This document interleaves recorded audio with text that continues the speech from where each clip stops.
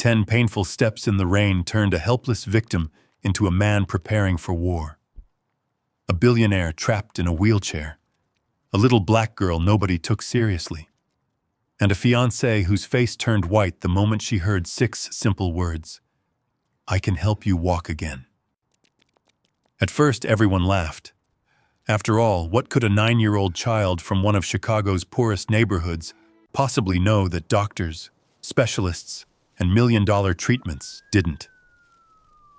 But what nobody realized was that the little girl had already uncovered a secret powerful enough to destroy a wedding, expose a devastating betrayal, and save a man's life. As a billionaire struggles to stand again, a child everyone overlooks becomes the only person brave enough to speak the truth. And before this story is over, one simple act of kindness will change both of their lives forever. The cold Chicago wind rolled across Jackson Park, carrying the smell of damp leaves, lake water, and distant traffic. It was the kind of afternoon that made most people pull their coats tighter and hurry home. But Ethan Whitmore stayed where he was. He sat alone in a sleek black wheelchair near a weathered wooden bench, staring across the jogging path. Runners passed him every few minutes, their shoes striking the pavement in steady rhythms. Some glanced at him. Most didn't. 6 months ago, he would have been one of them. 6 months ago, Ethan Whitmore had been the man whose face appeared on business magazines across America. The founder and CEO of Whitmore Medical Tech, a billionaire, a man who woke before sunrise to run 5 miles along the lakefront before heading to meetings worth millions of dollars. Now he sat in a wheelchair watching strangers do something he could no longer do. Run, walk, stand. Live without thinking about every movement. A gust of wind swept across the park. Ethan pulled his coat closer and looked down at his legs. They looked normal enough beneath the blanket covering them. That was the cruel part. Nothing looked broken. Nothing looked wrong. Yet every day they seemed weaker. Every day standing became harder. Every day another piece of his independence slipped away. You okay, sir? It's not safe.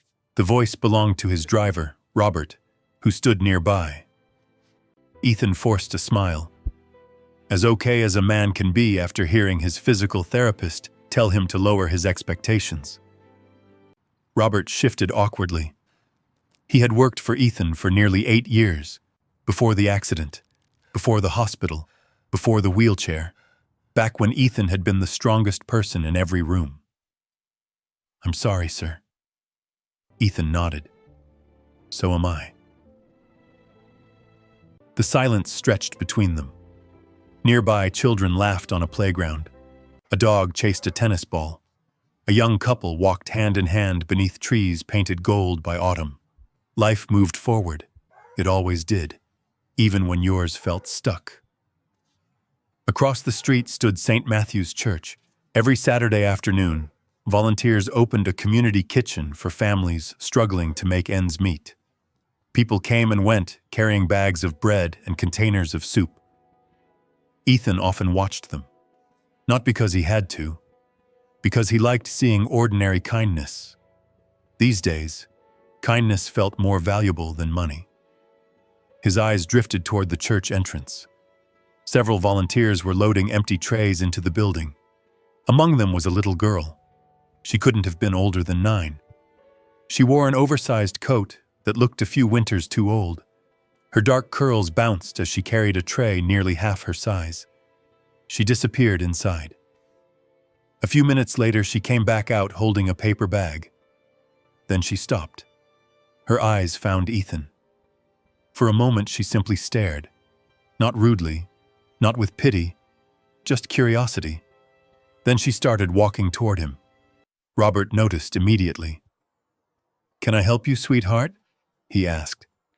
The girl smiled politely. "I'm not here for you." Robert blinked. Oh. She kept walking until she stood directly in front of Ethan. Up close, he noticed flour on her sleeves. A small smudge of it rested on her cheek. She looked like she'd spent the day helping bake bread.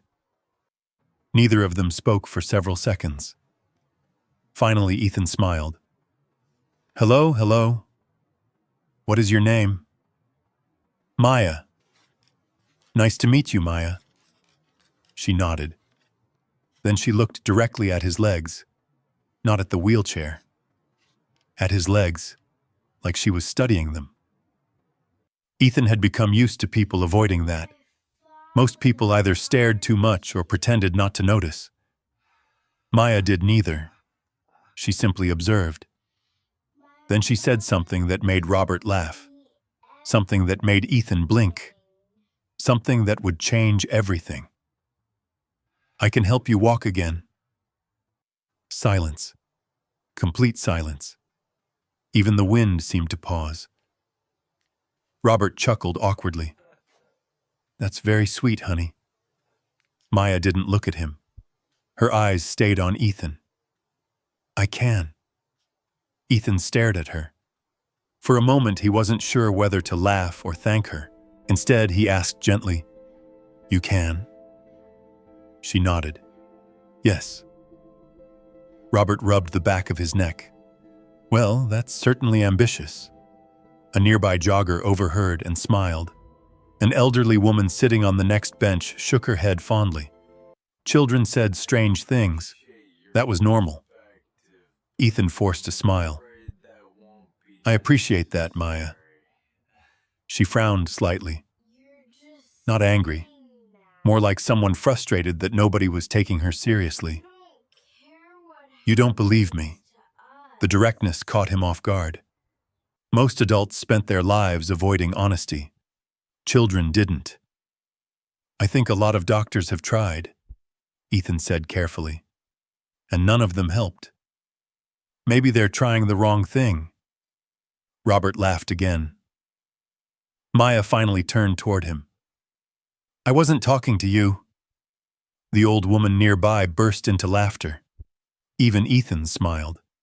For the first time that day. Maya folded her arms. "I know people think I'm just a kid." Ethan raised an eyebrow. "And are they wrong?" "Usually." That earned another laugh. But before Ethan could answer, a familiar voice interrupted. "Ethan." The warmth disappeared from his smile instantly. "Claire." She approached from the path wearing an elegant cream-colored coat. Her blonde hair moved gently in the wind. To anyone watching, she looked perfect, beautiful, graceful, devoted. The woman who had stayed by her fiancé's side through tragedy. The woman newspapers called inspiring. The woman everyone admired. Claire stopped beside the wheelchair.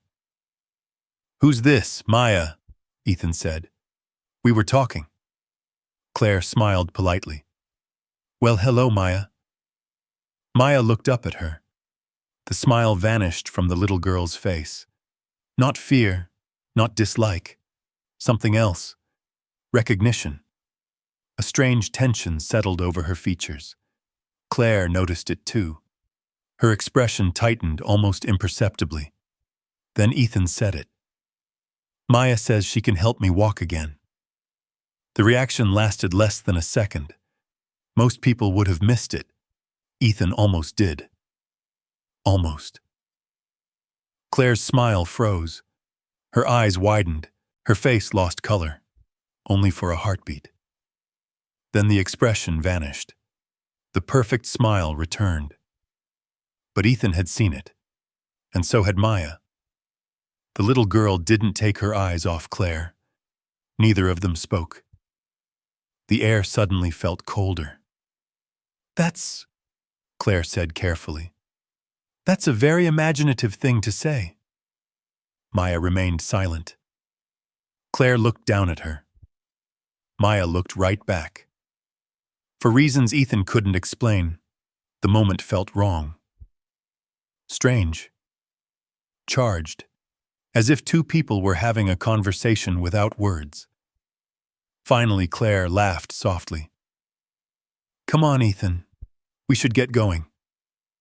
Ethan continued studying her. The reaction had been tiny. Maybe nothing. Maybe he imagined it. Still, why had she looked frightened? Robert moved behind the wheelchair. Claire stepped closer. Maya suddenly spoke again. Not loudly, just enough for Ethan to hear. Be careful. Claire turned immediately. What did you say? Maya didn't answer. The little girl simply stepped backward. The wind lifted a few loose curls around her face. Then she looked at Ethan one last time. I'll see you tomorrow. And before anyone could stop her, she turned and ran toward the church. Ethan watched her disappear through the doors. The paper bag bounced against her side as she ran. For a long moment, nobody spoke. Then Claire placed a hand on his shoulder. You shouldn't listen to children. Ethan looked at her. The words sounded harmless, normal, yet something about them felt different, cold, calculated. He couldn't explain why. Maybe it was because of the way Maya had looked at her. Maybe it was because of that brief flash of fear. Or maybe it was because, for the first time in months, someone had spoken to him like recovery was possible. Not probable. Not realistic. Possible. As Robert pushed the wheelchair toward the waiting car, Ethan glanced back at the church. The little girl was gone. Only the fading glow of sunset remained. But her words echoed inside his mind. I can help you walk again. And for reasons he didn't understand yet, Claire seemed terrified that she might be right. The ride back to Ethan's estate was unusually quiet. The black SUV moved through downtown Chicago, while evening lights flickered to life beyond the windows. Glass towers reflected streaks of orange sunset. Traffic crawled along wet streets. People hurried home carrying groceries, coffee cups, and backpacks. Normal lives, normal problems. Things Ethan found himself envying more often these days. Claire sat beside him in the back seat.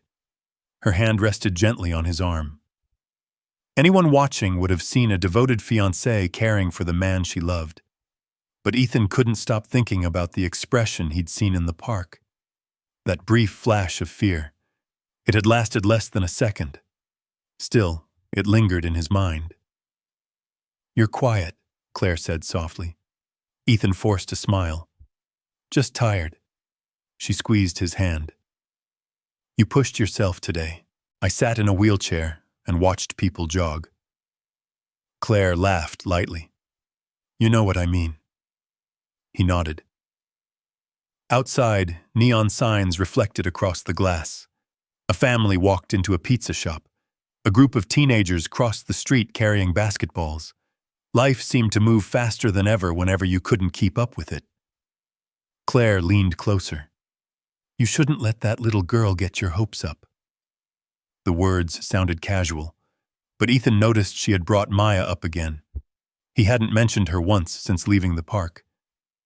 She was just being kind, Ethan replied. Claire looked out the window. Children don't understand reality. Something about the sentence bothered him. Not enough to argue. Not enough to question. Just enough to remember. The rest of the drive passed in silence. By the time they reached the estate along Lake Michigan, darkness had settled over the city. The mansion stood illuminated against the night sky. Tall windows glowed with warm golden light. Perfect landscaping. Perfect architecture. Perfect appearances. Just like Claire.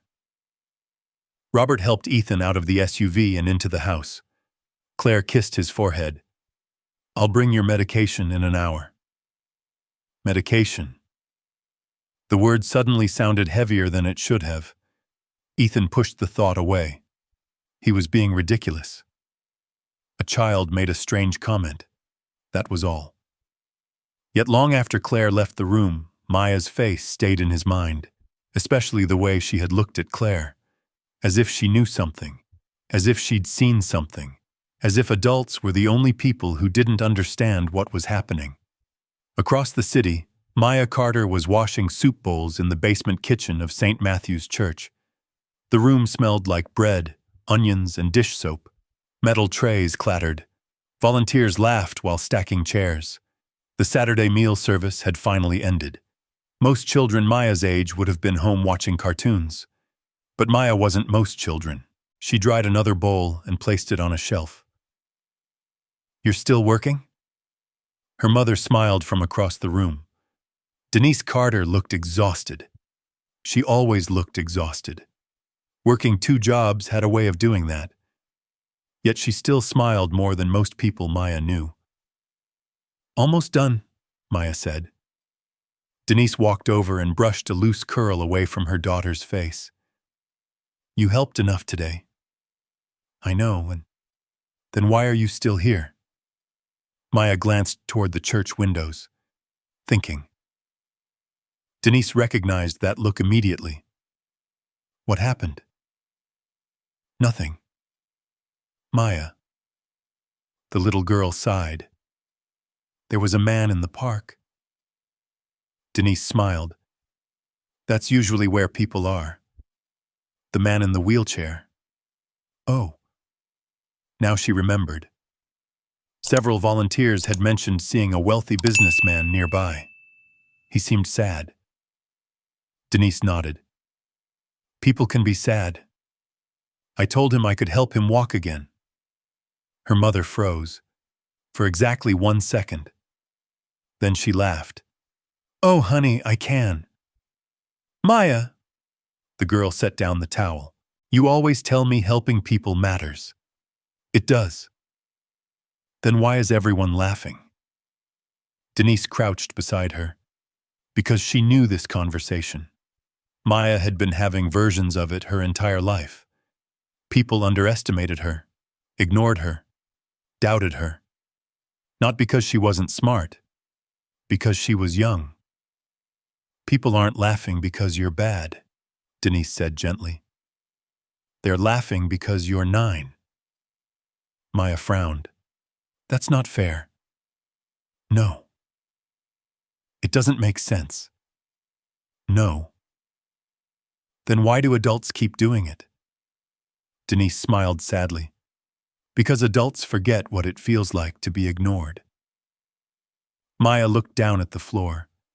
The old linoleum tiles had cracks running through them. Just like the apartment.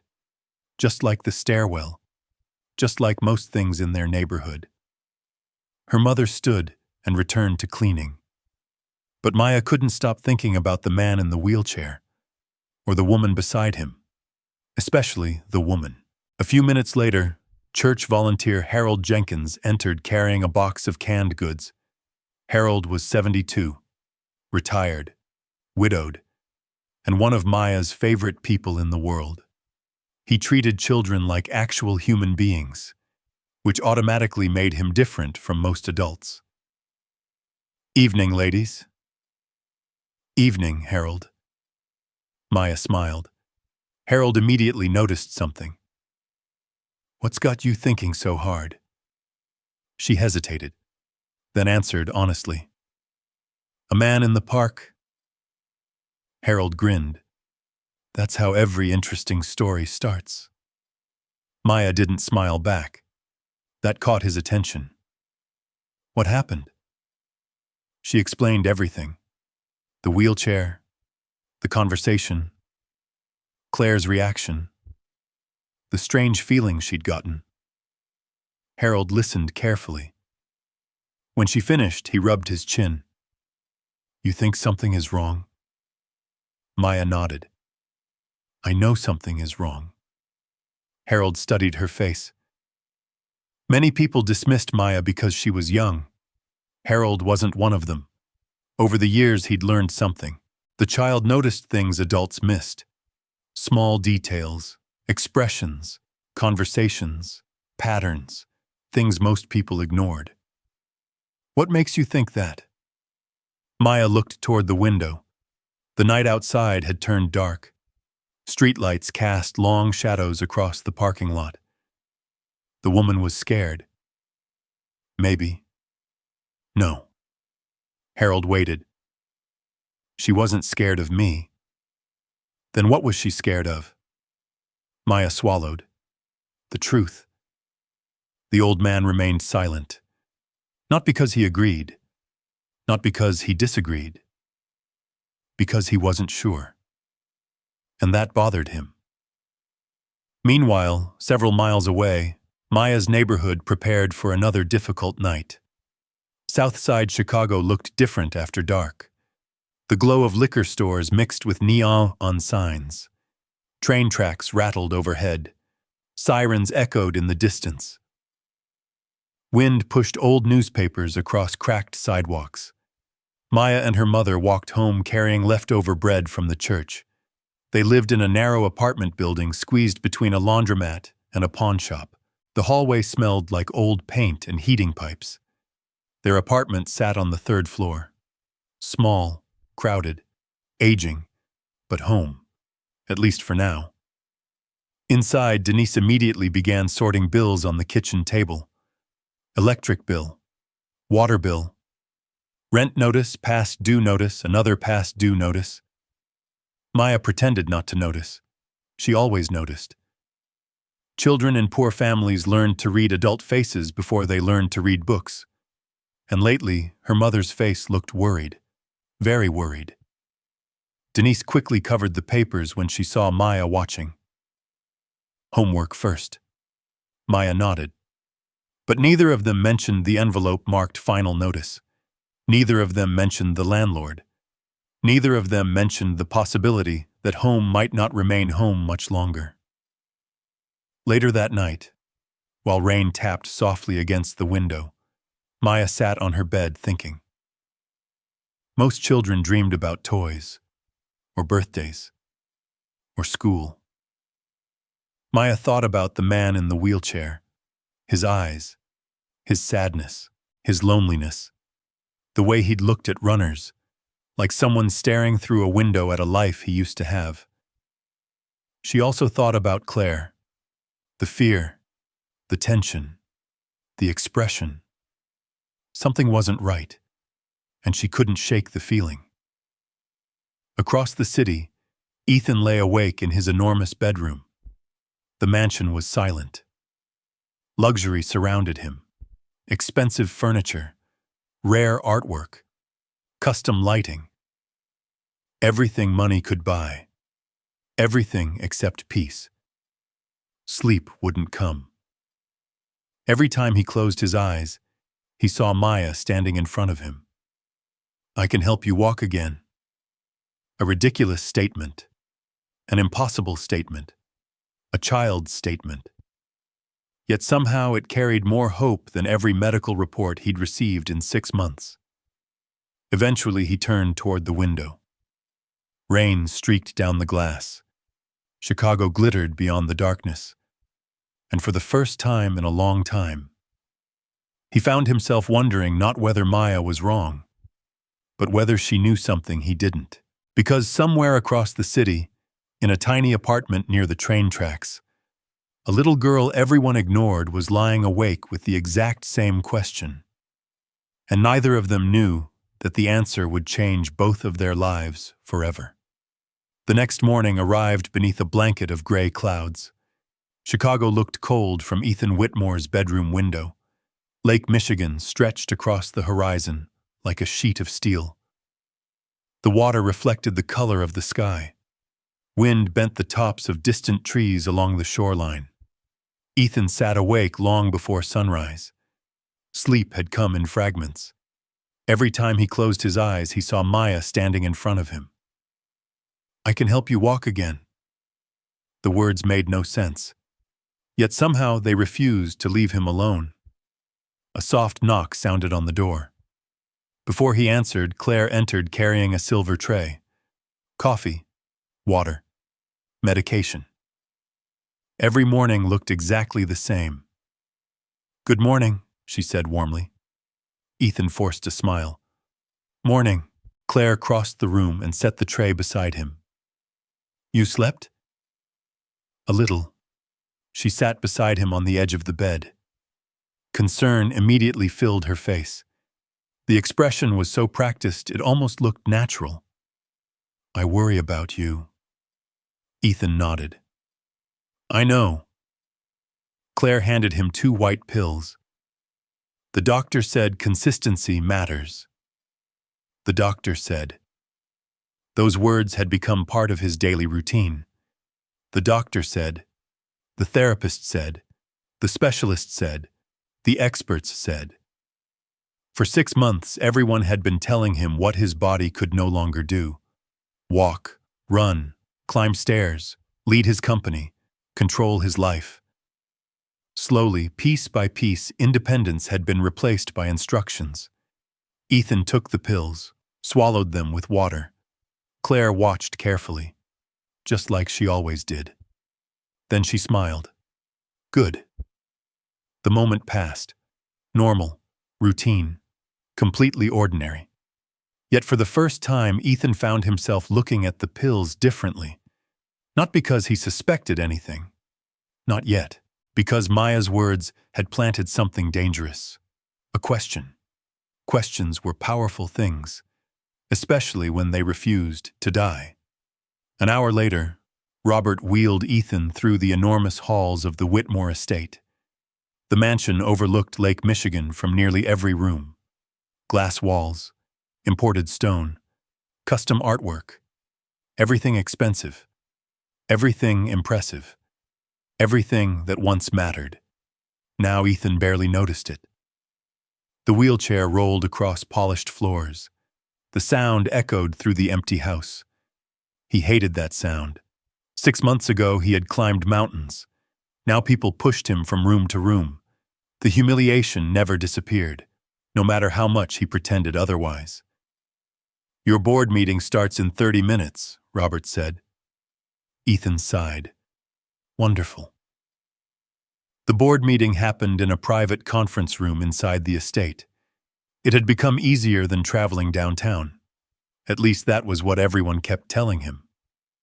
Easier. That word again. Everything had become easier. Easier for others. Not for him. When Ethan entered the room, 6 board members stood to greet him. They smiled politely. They asked about his recovery. They told him not to overwork himself. They told him to focus on healing. Every conversation felt identical, and every conversation carried the same hidden message. You're not the man you used to be. The meeting began. Financial reports, shareholder updates, new acquisitions, company strategy. Topics Ethan once controlled effortlessly. Today, he spent half the meeting fighting exhaustion. His legs felt unusually heavy. His concentration drifted. By noon, a headache throbbed behind his eyes. One board member leaned forward. Maybe Claire should handle more of this temporarily. The room grew quiet. Nobody said anything. Nobody had to. The suggestion lingered in the air. Temporary. Everything was temporary lately. Temporary authority, temporary assistance, temporary accommodations, temporary dependence. Yet every temporary thing seemed to last longer than expected. Ethan forced a smile. I'm still CEO. Of course. The board member immediately backed down. But the damage was done. The thought remained. Claire was already becoming part of conversations she never used to be part of. After the meeting ended, Ethan sat alone in his study. Rain tapped against the windows. The room smelled faintly of leather and old books. A photograph stood on his desk. 6 years old, taken after the Chicago Marathon. The younger Ethan stood with a medal around his neck, sweat-soaked, exhausted, grinning, alive.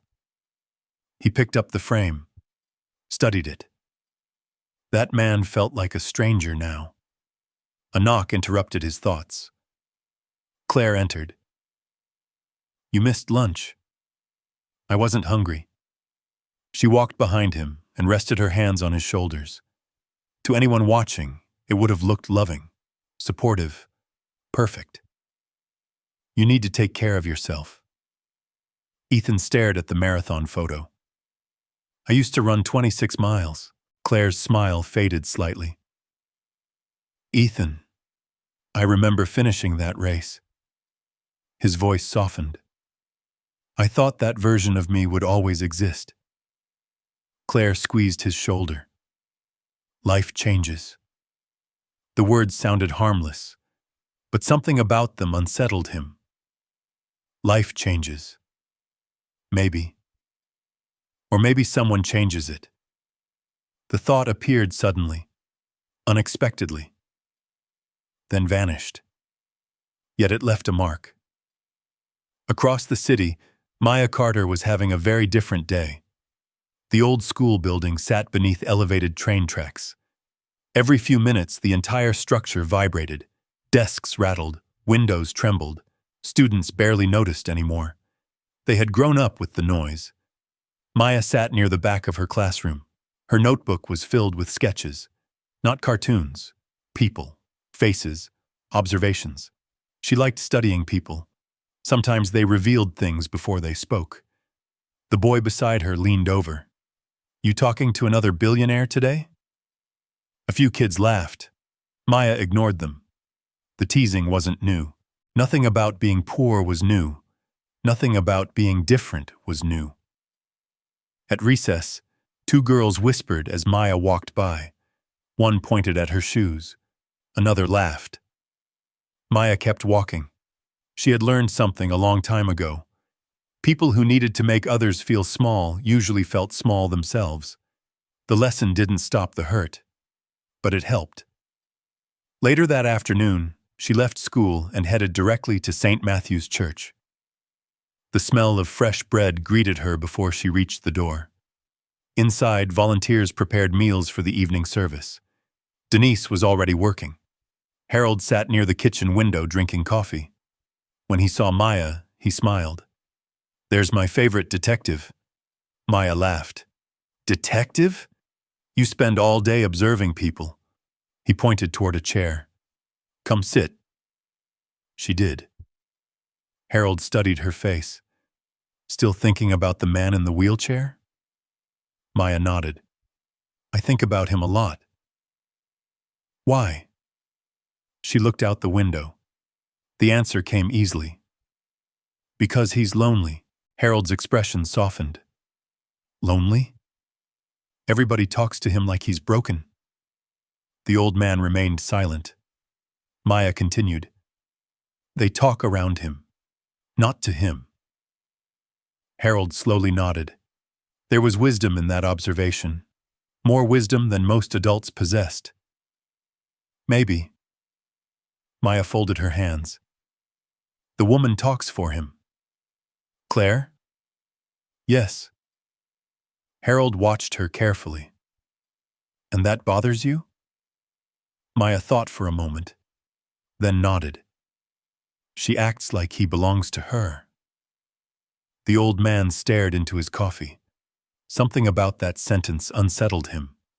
Not because Maya sounded dramatic, because she sounded certain. And certainty coming from a child usually meant she had noticed something others missed. That evening, after helping distribute meals, Maya walked home with her mother. The wind had grown stronger. Streetlights flickered overhead. Somewhere nearby, a siren echoed through the darkness. Their apartment building appeared exactly as it always did. Old, tired, overlooked, much like the people living inside it. As they climbed the stairs, Maya noticed an envelope stuck beneath their apartment door. Denise saw it too. Her smile disappeared immediately. Maya pretended not to notice, but she noticed everything. Her mother opened the letter, read it, then quietly folded it. The movement lasted only seconds, yet Maya saw the tears forming, just for a moment. Then they vanished, like Claire's fear in the park. Adults thought children missed these things. Adults were wrong. That night, after dinner, Maya sat by the window watching trains pass. Each one shook the building. Each one carried strangers somewhere else. Somewhere better, maybe. Across the city, Ethan sat in his study staring at the same rain-dark sky. Two completely different lives, two completely different worlds. Yet both of them felt trapped. One by poverty, one by a wheelchair, one by circumstances, one by something he couldn't yet understand. And neither of them knew that tomorrow would bring them together again. Because Maya Carter had decided she wasn't finished helping the man in the wheelchair. And Ethan Whitmore was beginning to realize that the little girl everyone ignored might be the only person asking the questions nobody else dared to ask. Rain fell across Chicago the following afternoon. Not a storm, just a steady gray drizzle that painted the city in muted colors. Water collected along curbs. Bus tires hissed across wet pavement. People hurried beneath umbrellas. Most stayed indoors. But Ethan found himself asking Robert to take him back to the park. Again? Robert asked. Ethan nodded. I need some air. That wasn't entirely true. He needed answers. The SUV pulled beside Jackson Park just after 3 o'clock. The rain had emptied most of the walking paths. Only a few determined joggers remained. The church across the street was busier than usual. Volunteers moved boxes of donated food through the side entrance while families waited beneath awnings.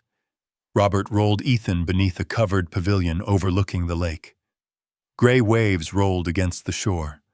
Cold wind carried the smell of rain and wet earth. For nearly 20 minutes, nobody came.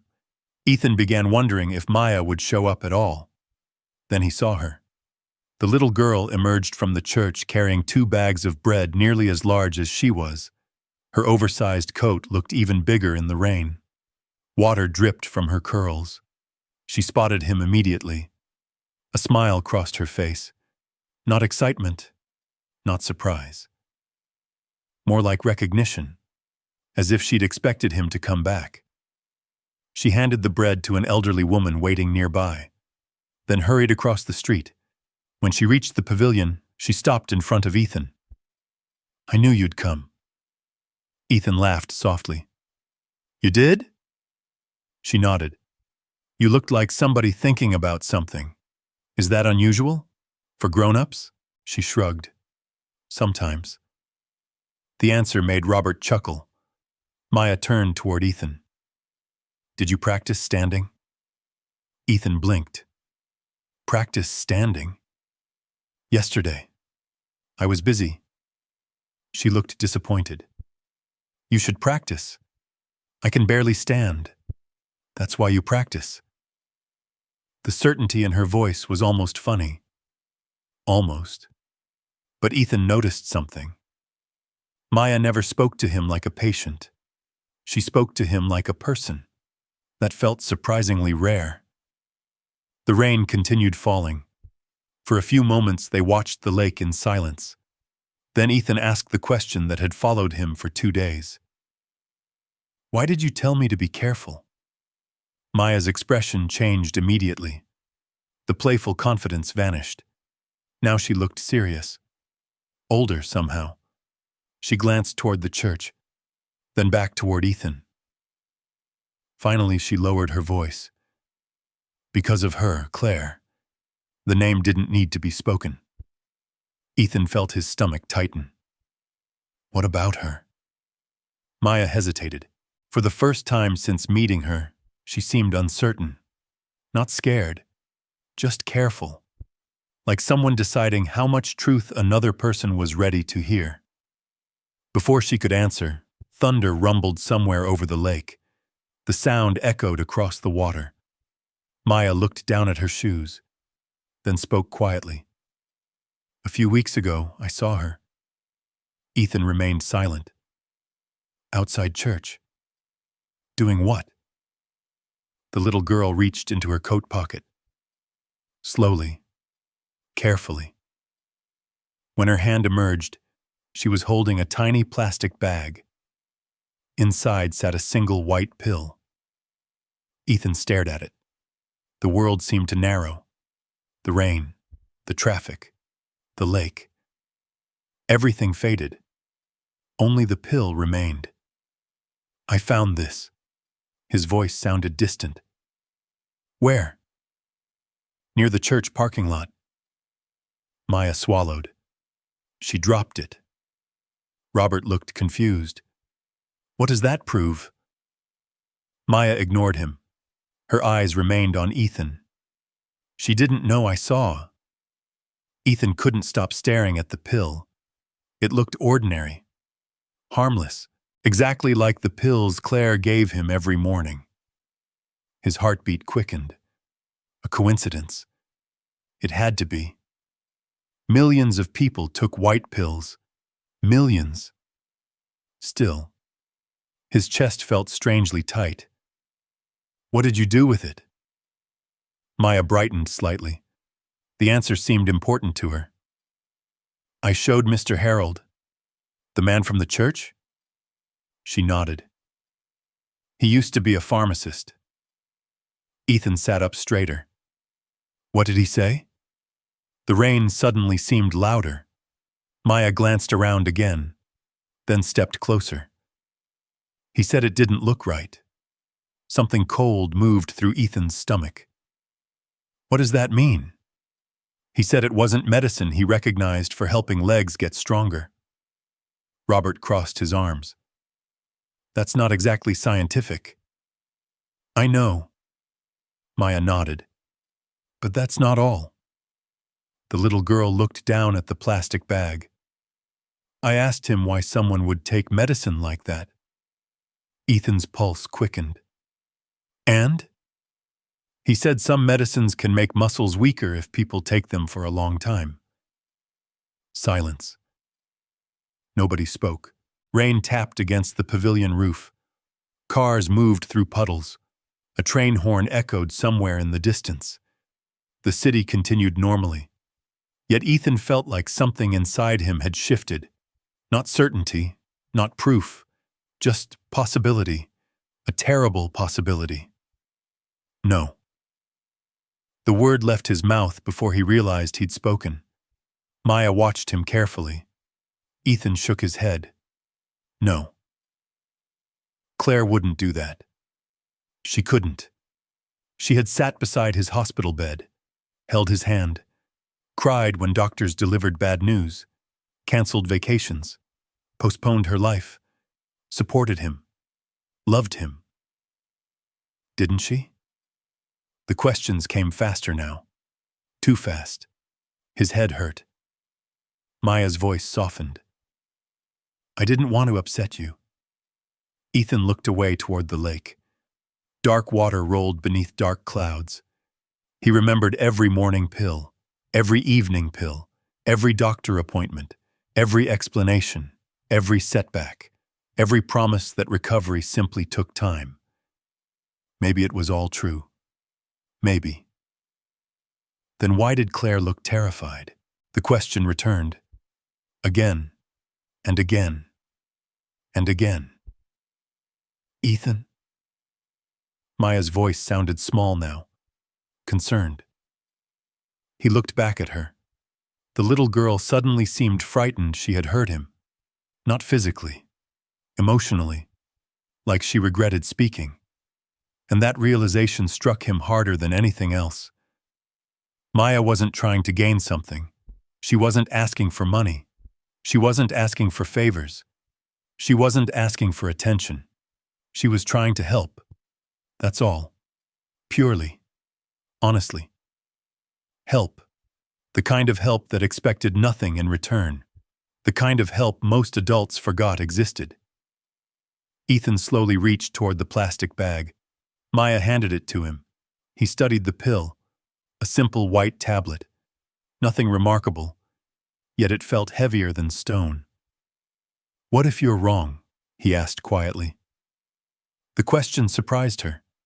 Not because of the words, because of the sadness behind them. Maya thought carefully, then answered, Then you lose one day worrying. She pointed gently toward his legs. But what if I'm right? The question landed like a hammer. What if I'm right? For a moment, nobody spoke. The wind pushed rain sideways beneath the pavilion. Robert looked uncomfortable. Ethan looked frozen, and Maya simply waited. Finally, Ethan slipped the plastic bag into his coat pocket. "Thank you." The little girl smiled. Not proudly, not triumphantly, just relieved, as if she had finally delivered something she'd been carrying too long. Across the street, church bells began ringing. Volunteers started gathering for evening service. Maya glanced toward the building. "I have to go." Ethan nodded. She turned to leave, then stopped. "One more thing." She looked back at him. "If you want to know for sure..." Ethan waited. "You should ask somebody who isn't already telling you the answer."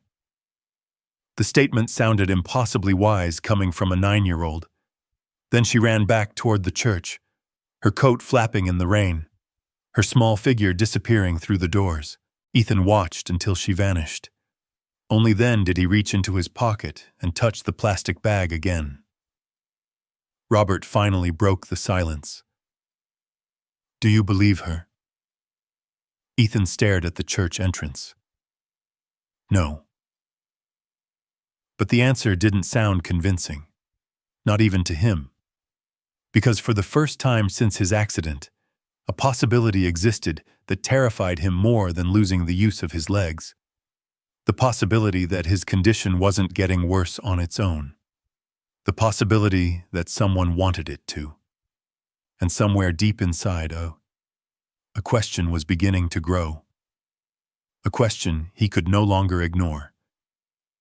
If Claire wasn't the person saving him, then who exactly had he been trusting all this time? The question followed Ethan Whitmore home like a shadow. It sat beside him during dinner. It lingered in the hallways of the mansion. It waited outside his bedroom door.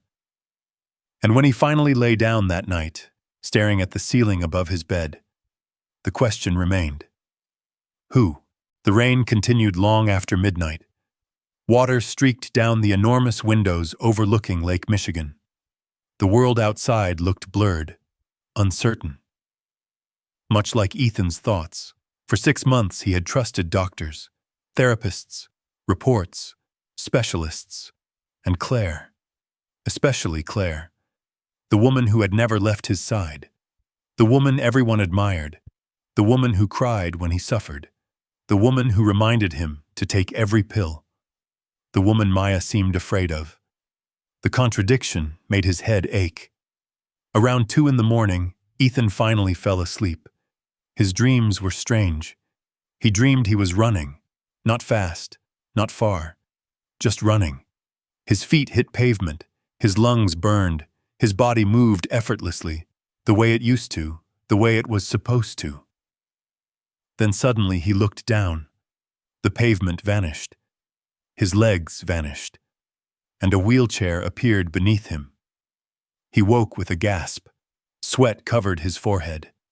His heart hammered inside his chest. For several seconds he simply sat there breathing. Then he looked toward his legs. Still there.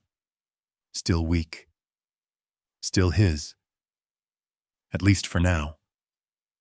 The next morning arrived clear and cold. The storm had passed. Chicago glittered beneath pale sunlight. Claire entered with breakfast and medication exactly as she always did. Nothing about her behavior seemed different. Nothing seemed suspicious. That almost made things worse. Ethan accepted the pills, swallowed them, watched her smile. And for the first time since meeting Maya, he found himself wondering what would happen if he stopped. The thought startled him. Immediately he pushed it away. He wasn't ready for that. Not yet. But the question remained. Later that afternoon, Ethan asked Robert to take him back to St. Matthew's Church. Not the park. The church. Robert looked surprised. You want to volunteer? Ethan laughed. I think they'd fire me after 5 minutes. Robert smiled. Fair point. When they arrived, the church parking lot buzzed with activity. Families lined up near the community kitchen. Volunteers carried food trays. Children ran through puddles left behind by yesterday's rain. The entire place felt alive, messy, real, very different from Ethan's carefully controlled world. Robert pushed the wheelchair toward the rear of the building. The smell hit Ethan first. Fresh bread, soup, coffee, something warm, something comforting. For a moment, he simply watched. People helping people. No contracts, no stock prices, no board meetings, just kindness. Then he spotted Maya. She stood near a folding table organizing canned food. Her oversized coat hung from her shoulders. Her sleeves were rolled up. She looked completely focused. Until she saw him. Then her entire face brightened. "You came back." Ethan smiled. "I did." Maya nodded as if she had expected that outcome. "Good." The confidence amused him. "Good?" "Yes." "Why?" "Because we have work to do." Ethan laughed. "We do?" Maya pointed toward a quiet area behind the church. Near a brick wall sat an old wooden bench. The area was mostly hidden from the parking lot. "What kind of work?" She looked at him like the answer was obvious. "Standing." Ethan stared, then laughed again, this time longer. Maya didn't laugh. She was completely serious. "You can't be serious." "I am." "Maya, you said the doctors aren't helping." He opened his mouth, then stopped. Technically, he had said that.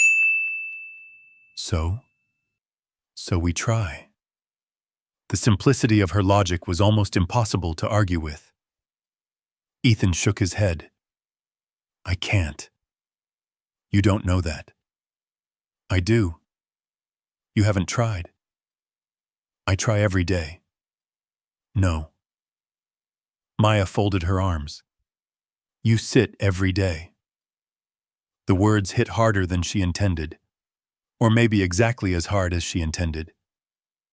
Ethan looked away, toward the parking lot, toward the people, anywhere but at the little girl.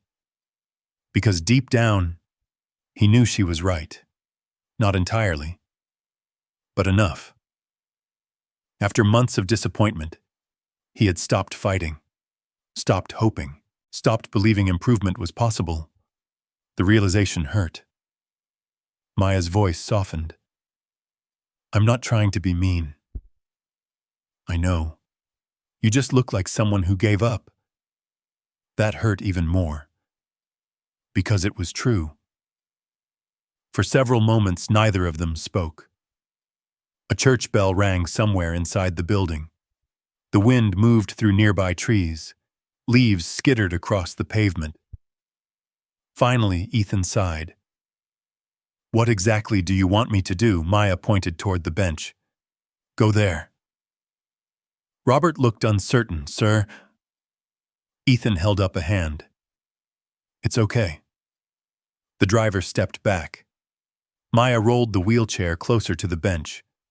Then she stood directly in front of Ethan. "Put your hands here." She tapped the wooden seat. Ethan looked at her, then at the bench, then at his legs. A strange nervousness settled inside him. Standing shouldn't be scary. Yet somehow it was. Because failure had become familiar, and familiar things were strangely comfortable. Hope was much more dangerous. Hope could hurt you. "What if I fall?" Maya shrugged. "Then you fall." That wasn't the answer he wanted. "What if I can't do it?" She shrugged again. "Then we know."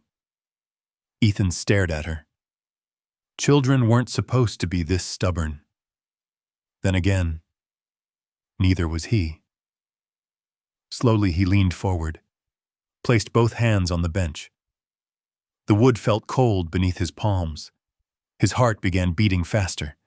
He could feel Robert watching, could feel volunteers glancing over. could feel embarrassment waiting nearby.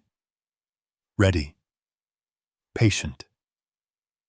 Ethan pushed downward. Nothing happened. His arms trembled. His shoulders strained. But his body remained seated. The effort exhausted him immediately. He slumped backward. There. He forced a smile. We tried. Maya didn't move. Again. Ethan blinked. What? Again. The certainty in her voice left no room for negotiation. He sighed heavily, then leaned forward once more. Hands on the bench. Breath held. Push. This time his body lifted slightly. Only an inch. Maybe 2. His legs shook violently. His arms burned. Then he dropped back into the wheelchair, breathing hard. The effort felt ridiculous, humiliating, pointless. I'm done. Maya shook her head. No. Ethan laughed in disbelief. No. No. The little girl stepped closer. Then she said something very quietly, something nobody else heard. Not Robert. Not the volunteers. Only Ethan. If you quit now, Claire was right. The words landed like lightning. His head snapped upward. What? Maya hesitated, realizing she'd said too much, but it was already done. Ethan stared at her. His pulse quickened. The little girl looked toward the ground, then back at him. She acts like you can't. The sentence hung in the air. Simple, innocent, yet devastating. Because Ethan suddenly realized something. Claire never encouraged him to try harder. Never. She encouraged him to rest, to be careful, to accept limitations, to avoid disappointment. At the time it sounded loving. Now, he wasn't so sure. Maya pointed toward the bench again. One more, silence. Then Ethan slowly leaned forward. His hands found the wood. His shoulders tightened. His muscles strained. Push. The world narrowed. Push. Pain shot through his arms. Push. His legs trembled violently. Push. And suddenly, he wasn't sitting anymore. For a brief moment. Just a brief moment. Ethan Whitmore was standing. Not fully upright. Not balanced. Not strong. But standing. His eyes widened. Robert gasped. Several volunteers turned. Nobody spoke. The moment lasted perhaps 3 seconds. Maybe 4. Then Ethan collapsed back into the wheelchair, breathing hard, heart racing, completely stunned. The silence felt enormous. Finally, he looked at Maya. The little girl was smiling, not surprised, not shocked, just happy, like she'd known all along. You did it. Ethan stared at her. His throat tightened unexpectedly. For the first time in 6 months. For the first time since the accident. For the first time since doctors began lowering expectations and discussing permanent limitations, he had stood. Only a few seconds. But it had happened. Tears burned unexpectedly behind his eyes. He quickly looked away, embarrassed. Yet Maya pretended not to notice. The greatest kindness sometimes came from knowing when not to look. After a long moment, Ethan whispered, I stood. The words sounded unreal. Maya nodded. Yes. A smile slowly spread across Ethan's face. Small. Fragile. But real. The first genuine smile he'd felt in months. And neither of them noticed the woman standing across the parking lot, watching from a distance. Claire had arrived 10 minutes earlier. just in time to see everything, including the moment Ethan stood. Her face slowly lost its color, because for the first time since the accident, something had gone terribly wrong with her plan, and she knew it. Claire remained hidden beside the parking lot for several seconds after Ethan stood. The wind tugged at her coat. The church bell echoed in the distance. Yet she barely noticed either. Her eyes remained fixed on Ethan, on his legs, on the impossible sight she had just witnessed. He wasn't supposed to stand. Not yet. Not at all. Certainly not after everything that had happened during the past 6 months. A volunteer crossed between them, breaking her line of sight. When she looked again, Maya was smiling at Ethan, the little girl, again. Claire felt something cold settle inside her chest. Then she quickly composed herself. By the time Ethan noticed her approaching, her expression looked perfectly normal. Warm, supportive, loving.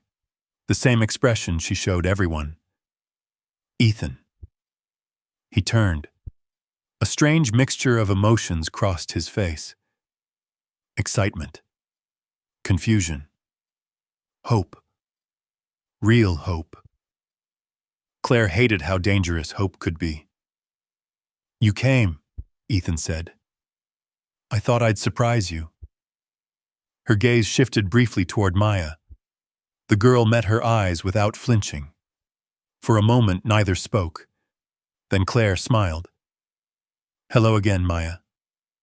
"Hello." The response was polite. Nothing more.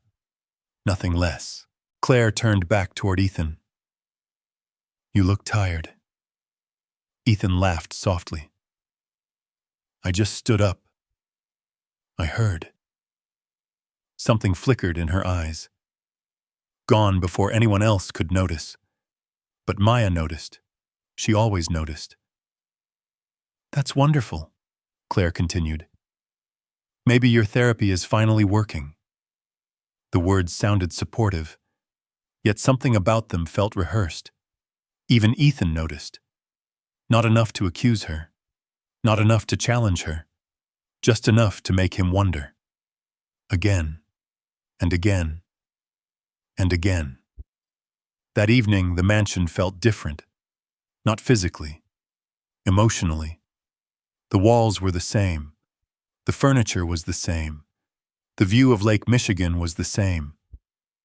But Ethan wasn't. For the first time in months, something had changed. He had stood. Only a few seconds. Yet the memory replayed endlessly inside his mind. The pressure beneath his feet. The trembling in his legs. The shock of being upright. The realization that maybe, just maybe, his situation wasn't as hopeless as everyone claimed. Dinner sat untouched in front of him. Across the table, Claire discussed wedding details, flowers, guests, music, seating arrangements. The wedding was only a few weeks away. Normally, Ethan would have listened. Tonight, he barely heard a word. His thoughts remained somewhere behind St. Matthew's Church, near the old wooden bench, near a little girl who refused to accept limits. "Ethan?" He blinked. "What?" Claire smiled. "I asked if you liked the ivory roses." "Sure." "You didn't hear me." He looked down. "No." The smile on Claire's face tightened slightly. Only slightly. "What's bothering you?" The question lingered between them. For several seconds, Ethan considered telling her everything. The pill, Maya, the conversation, the suspicion. Instead, he said nothing, because for the first time in 6 months, he wasn't sure who he could trust. Later that night, long after Claire had gone upstairs, Ethan sat alone in his study. Rain clouds drifted across the lake. Moonlight reflected on the water. The mansion remained silent. He opened the desk drawer. Inside rested the tiny plastic bag Maya had given him. The white pill looked harmless, ordinary, yet he couldn't stop staring at it. Finally, he picked up his phone, scrolled through old contacts, paused, then selected a name, Dr. Samuel Reed. The call connected after 2 rings. Ethan? The familiar voice sounded surprised. It's late. I know. Everything okay? Ethan looked down at the pill. No. Silence. Then Samuel spoke again. What happened? Ethan took a slow breath. I need a favor.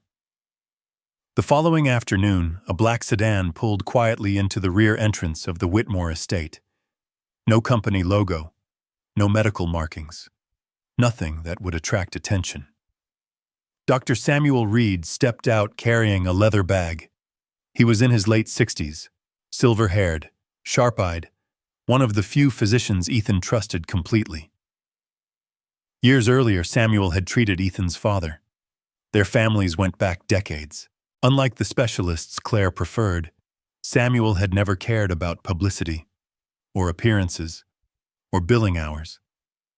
He cared about facts, which was exactly what Ethan needed.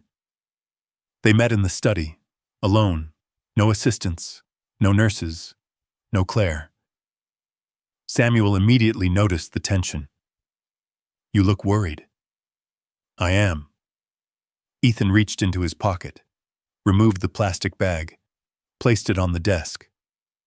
The doctor stared at the pill. What is this? I need you to tell me. Samuel looked up. Where did you get it? That's a longer story. The doctor picked up the bag, examined the tablet carefully, then frowned. Do you have more? No. Can I test it? That's why you're here. Samuel nodded slowly. For the next 30 minutes, he worked quietly, opening small testing kits, examining markings, taking notes. The room remained silent except for the ticking of an antique clock. Ethan watched every movement, every expression, every reaction. Finally, Samuel sat back. His face had become very serious. The sight immediately made Ethan's stomach tighten. What is it? Samuel didn't answer immediately. Instead, he removed his glasses, folded them carefully, then looked directly at Ethan. Where exactly did this come from? The question sounded different now, heavier, more urgent. Ethan swallowed. Just tell me. Samuel exhaled slowly. This is not a medication intended to strengthen muscle recovery. The room suddenly felt smaller. Ethan's pulse quickened. What does it do? The doctor studied him carefully, then answered, It relaxes muscles. Ethan stared. That's bad? Not necessarily. Samuel paused. Unless someone takes it long term. The silence that followed seemed endless. What happens then? The doctor leaned forward. Extended use can contribute to muscle weakness. Ethan felt his heartbeat pounding in his ears. Samuel continued. Difficulty standing, difficulty balancing, reduced mobility. Every word landed harder than the last. The study seemed strangely quiet now. The lake outside, the wind, the house. Everything faded. Only Samuel's voice remained. If someone was already recovering from an injury, the doctor said carefully, this could significantly interfere with progress. Ethan looked at the white pill, then back at Samuel, then at the pill again. A cold feeling moved through his chest. Slowly, relentlessly. No. The word escaped automatically. Samuel remained silent. No. Ethan shook his head. There has to be some mistake. Maybe. Maybe. I haven't seen your full medical records. The doctor chose his words carefully. But I can tell you this. He tapped the plastic bag. This is not the medication I would prescribe for long-term recovery. The room fell silent again. Outside, dark clouds gathered over Lake Michigan. A distant rumble of thunder rolled across the water. Ethan stared at the pill. Memories flooded his mind. Morning medications. Evening medications. Claire standing beside him. Claire handing him water. Claire reminding him not to miss a dose. Claire smiling, always smiling. Then another memory surfaced. Maya, a 9-year-old girl standing beside a church. What if I'm right? The question echoed through his mind. Suddenly, the room felt colder. Samuel watched him carefully. Ethan. He looked up. Who gave you that pill? For several seconds, he couldn't answer, because saying the name out loud would make the possibility real. Finally, he whispered it. Claire. The doctor's expression changed. Not shock. Concern. Deep concern. Ethan. The warning in his voice was unmistakable. You need answers. The thunder outside grew louder. Rain began tapping against the windows, and for the first time since the accident, the terrifying possibility became something more than suspicion. It became evidence. Not proof, not yet, but enough to change everything. Enough to make Ethan realize the wheelchair might not be his fate. It might be someone's plan. And somewhere across Chicago, Maya Carter was helping stack food boxes at St. Matthew's Church. She had no idea a secret doctor had just confirmed her worst fear. But she was about to learn something even more important. Sometimes the truth doesn't arrive all at once. Sometimes it arrives one small piece at a time, and the first piece had finally fallen into place. The storm rolled across Chicago throughout the night. Rain struck the tall windows of the Whitmore estate. Thunder echoed over Lake Michigan. But Ethan Whitmore barely noticed any of it. He sat alone in his study. The white pill rested on the desk beside Dr. Samuel Reed's report. For hours, he stared at both. Not because he doubted the findings, because he feared what came next. The truth had a strange weight. People imagined truth would feel liberating. Sometimes it did. Other times it felt like standing at the edge of a cliff and realizing the ground beneath you wasn't solid after all. Near midnight, Ethan opened an old leather notebook. Inside were dates, appointments, recovery schedules, doctor visits, physical therapy sessions, medication adjustments, every detail from the past 6 months. For the first time, he reviewed everything through a different lens. Not as a patient, as an investigator. Patterns appeared immediately. His decline hadn't happened all at once. It had happened slowly, carefully, almost invisibly. One medication adjustment, one delayed therapy session, one recommendation to rest, one signed document, one missed meeting, one postponed decision, one surrendered responsibility at a time. A cage doesn't always have bars. Sometimes it has very comfortable pillows. Maya's words returned unexpectedly.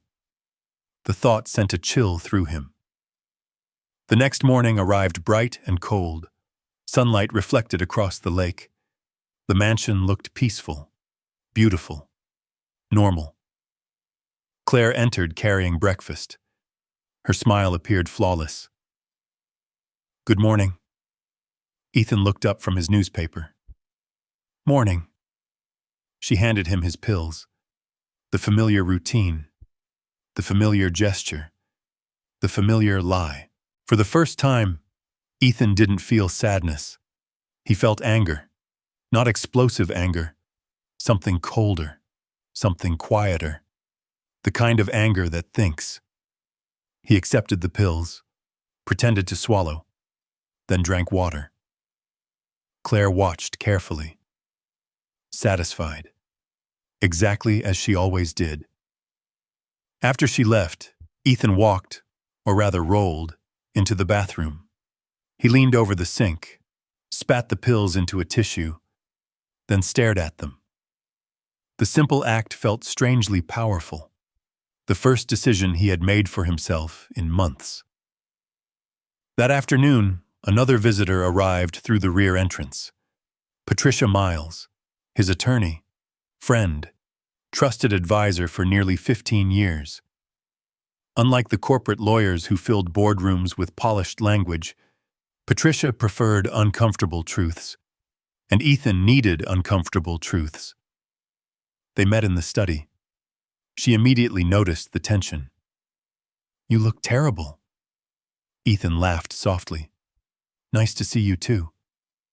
She sat across from him. "What's happening?" Without speaking, Ethan slid Samuel's report across the desk. Patricia read silently. The longer she read, the more serious her expression became. When she finished, she placed the document down very carefully. "Tell me this isn't what I think it is." "I wish I could." Silence filled the room. Outside, gulls circled above the shoreline. The lake shimmered beneath autumn sunlight. Inside, everything felt darker. Patricia leaned forward. "What else?" Ethan told her everything. Maya, the pill, the warning, the standing exercise behind the church, Samuel's findings, every detail. When he finished, Patricia remained silent for a long moment. Then she asked a question Ethan hadn't considered. "What documents have you signed since the accident?" His stomach tightened immediately. A memory surfaced. Hospital forms, insurance papers, medical releases, temporary authority agreements, recovery authorizations, dozens, maybe hundreds. At the time, he barely read them. He was exhausted. Medicines made him groggy. Pain made concentration difficult, and Claire had always been there, helping, explaining, guiding, protecting. Or so he thought. Patricia opened her laptop. "Let's find out." For the next 3 hours, they reviewed records. The process felt endless. Pages, signatures, dates, legal language, authorization forms. Then Patricia stopped scrolling. Her face changed. Ethan immediately noticed. "What?" She turned the screen. A document appeared.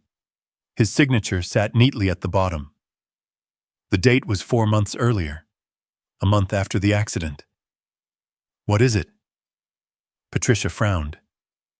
"This grants temporary medical decision authority." Ethan stared. "So? So Claire can make healthcare decisions if you're deemed unable." He felt uneasy. "But that's normal, right?" "Maybe." Patricia continued reading, then stopped again. A second document, another signature, another date.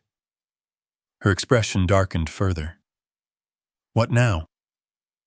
"This grants temporary financial authority." The room suddenly felt colder. Ethan stared. Patricia clicked another file, then another, then another. The pattern emerged quickly. Medical authority, financial authority, corporate voting authority, board communication authority, temporary oversight powers, all connected, all signed during the same period, all justified as emergency precautions, all benefiting the same person. Claire. The silence stretched. Patricia finally spoke.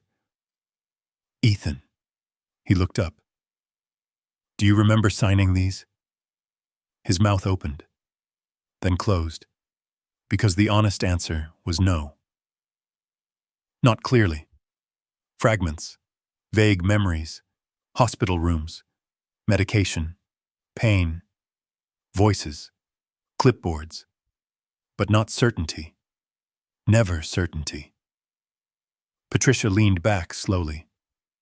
This isn't good. No. It gets worse. She opened another file. The screen filled with ownership records, business registrations, investment entities, complex corporate structures. What am I looking at? Patricia pointed toward several newly formed companies. These corporations started purchasing Whitmore Medical Tech shares. Ethan frowned. That happens all the time. Usually.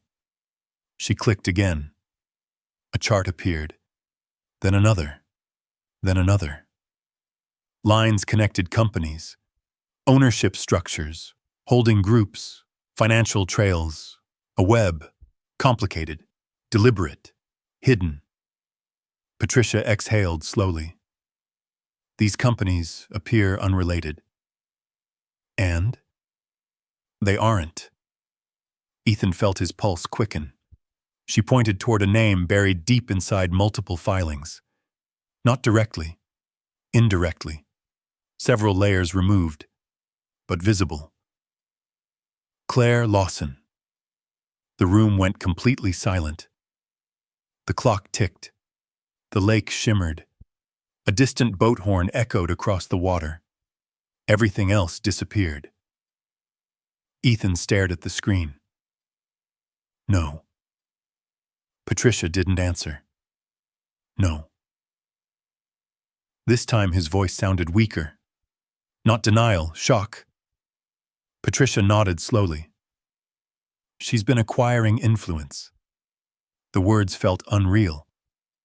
Why? Patricia looked directly at him.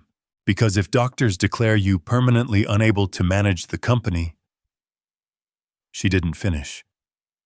She didn't have to. Ethan understood. Temporary authority becomes permanent. Temporary control becomes ownership. Temporary decisions become permanent power. Everything suddenly connected. The medications, the weakness, the signed papers, the wedding, the timing, the carefully constructed image of the devoted fiancé. The story. It was all one story. A perfect story. A tragic billionaire. A loyal caregiver. A declining health condition. A transfer of responsibility. A marriage. No villains. No crimes. No questions. Only sympathy. The brilliance of it made him sick. Patricia closed the laptop. For several moments, neither spoke. Finally, Ethan whispered, I thought I was unlucky. Patricia's eyes softened. No. He looked toward the lake, toward the horizon, toward everything he nearly lost without realizing it. No, he repeated quietly. I was being managed. The realization hurt more than the injury itself, because injuries happen, accidents happen, life happens. But betrayal arrives carrying trust, and that made it infinitely more dangerous. Late that afternoon, Ethan asked Robert to drive him to St. Matthew's Church. Again. The community kitchen bustled with activity. Volunteers moved food crates.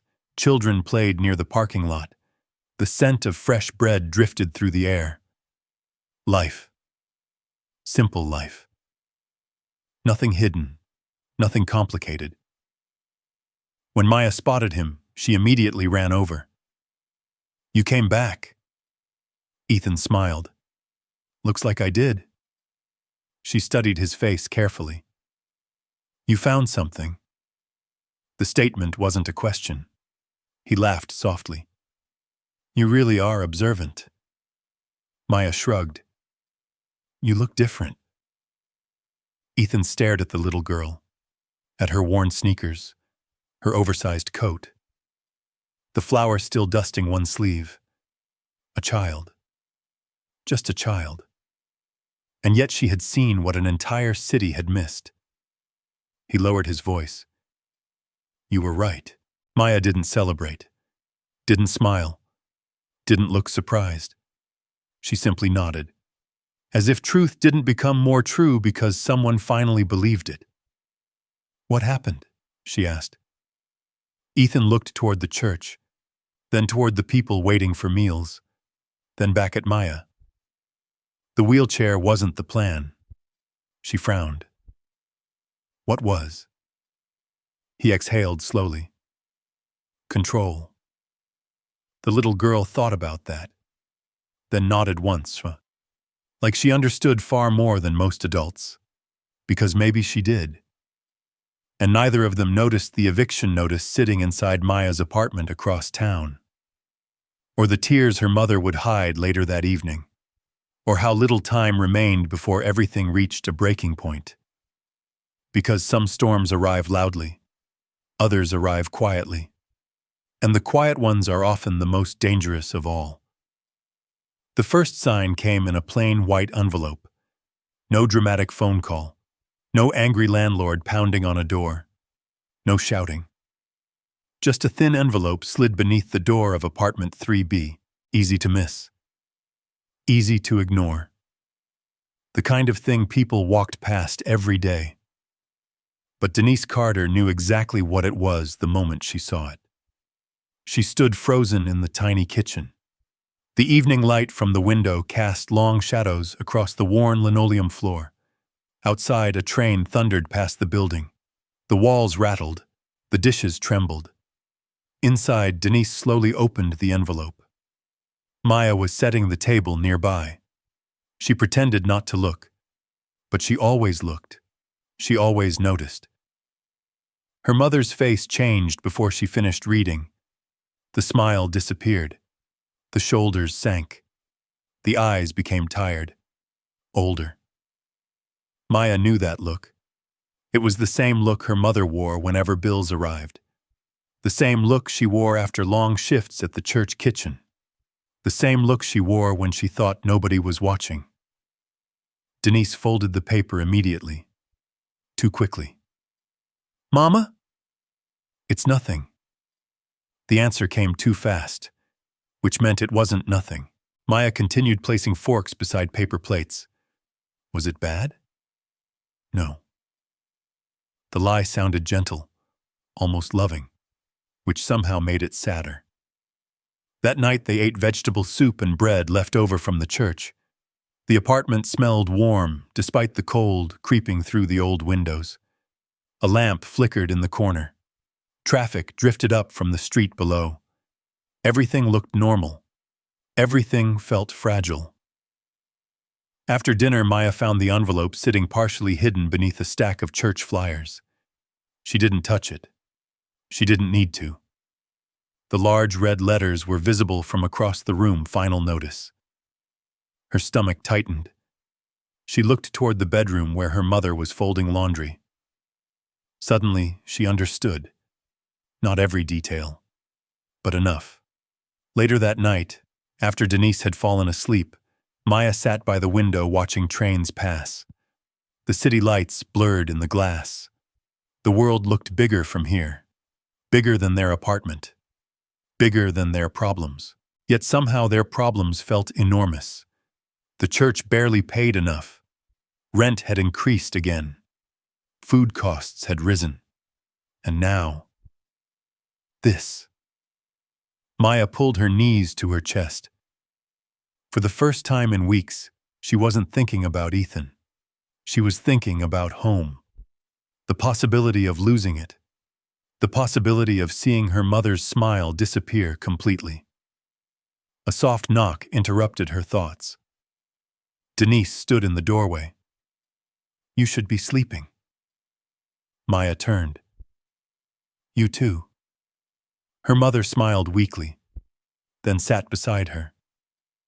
Neither spoke for a moment. A freight train roared through the darkness. The apartment shook. The familiar sound somehow felt comforting. Finally, Maya asked quietly, Are we going to lose the apartment? Denise froze. The silence answered before words did. Maya lowered her eyes. Her mother exhaled slowly. We might.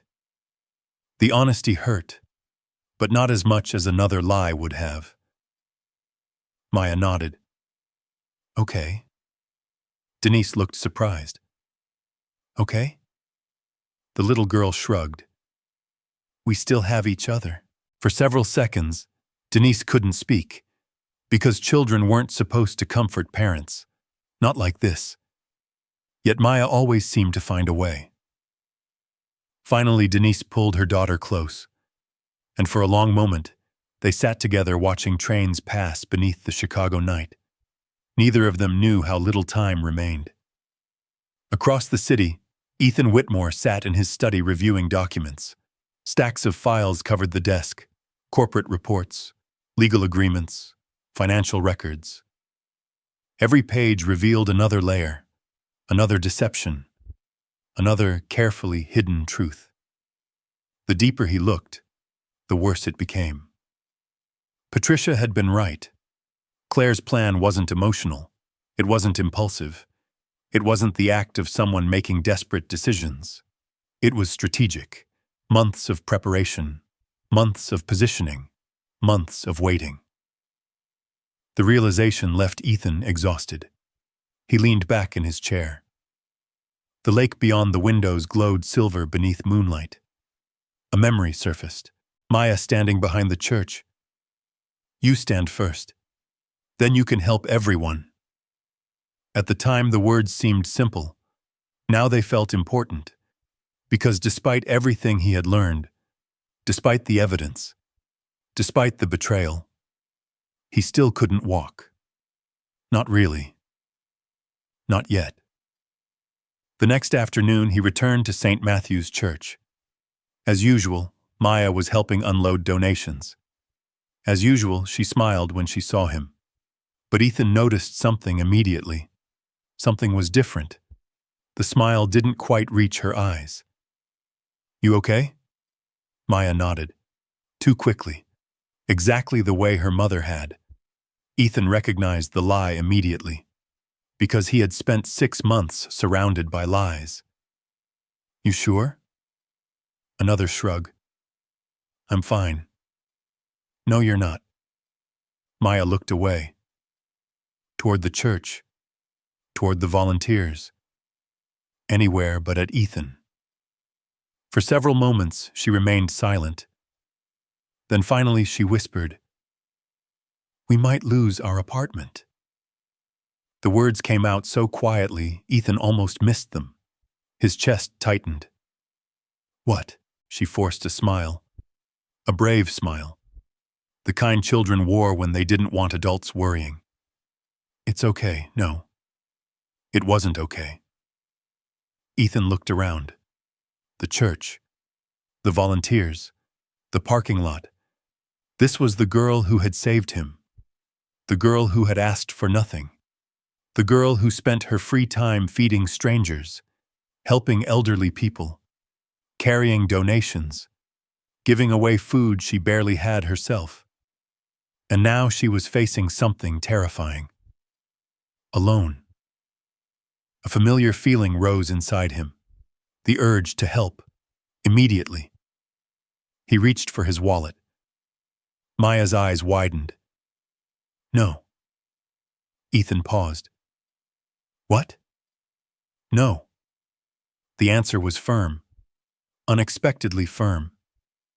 You need help, so do you. The statement caught him off guard. Maya folded her arms. You still can't walk. I will. Then do that first. Ethan stared. The conversation felt strangely familiar. A few weeks earlier he had been the hopeless one. Now she was.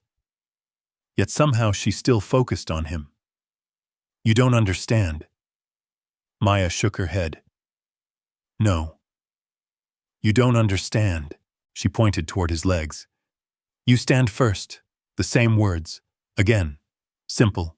Certain. Powerful. You get better. Then you can help lots of people. Ethan looked away. Emotion tightened his throat unexpectedly.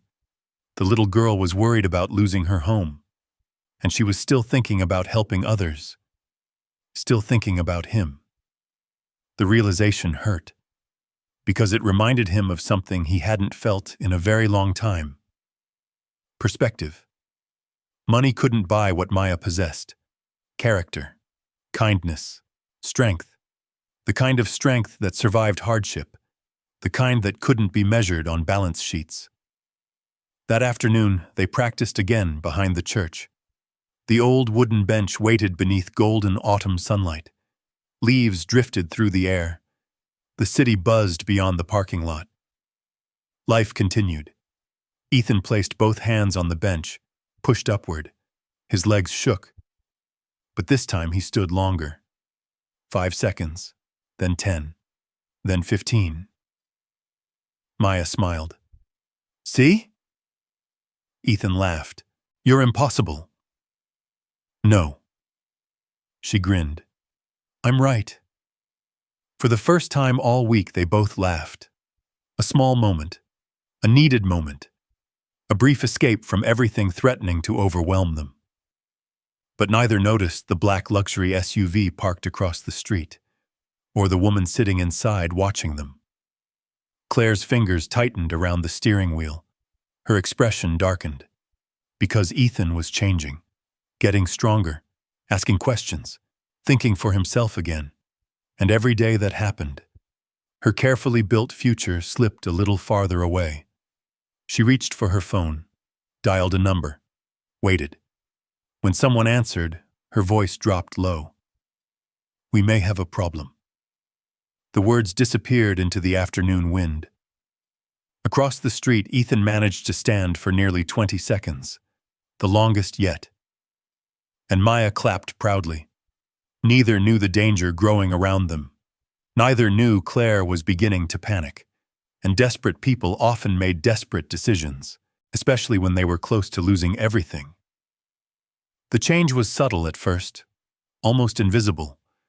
The kind of change most people would never notice. But Claire Lawson noticed everything. She noticed that Ethan asked more questions. She noticed that he seemed less tired. She noticed that he no longer accepted every explanation without thinking. Most of all, she noticed that something had returned to his eyes: determination. For 6 months, she had watched that determination slowly disappear. Now it was coming back, and that terrified her. 3 mornings later, Claire entered Ethan's bedroom carrying the usual tray: coffee, water, medication, the familiar routine, the familiar performance. "Good morning." Ethan looked up from a business magazine. "Morning." She studied him carefully. He looked healthier. Not dramatically, but enough. Enough to make her nervous. "You seem rested." "I slept well." Claire handed him the pills. He accepted them. Smiled. Swallowed. At least, that's what she believed. In reality, Ethan had become very good at deception. The moment she looked away, the pills disappeared beneath his tongue, a skill he hated learning, but necessary. When Claire finally left the room, Ethan rolled into the bathroom, spat the pills into a tissue, then added them to a growing collection hidden inside a locked drawer. The pile had become impossible to ignore. White pills. Dozens of them. Evidence, proof. A quiet record of betrayal. That afternoon, Patricia returned to the estate. This time she brought additional information. The study felt unusually tense. Rain clouds gathered beyond the lake. Wind rattled tree branches outside. Patricia opened a folder. "You were right." Ethan looked up.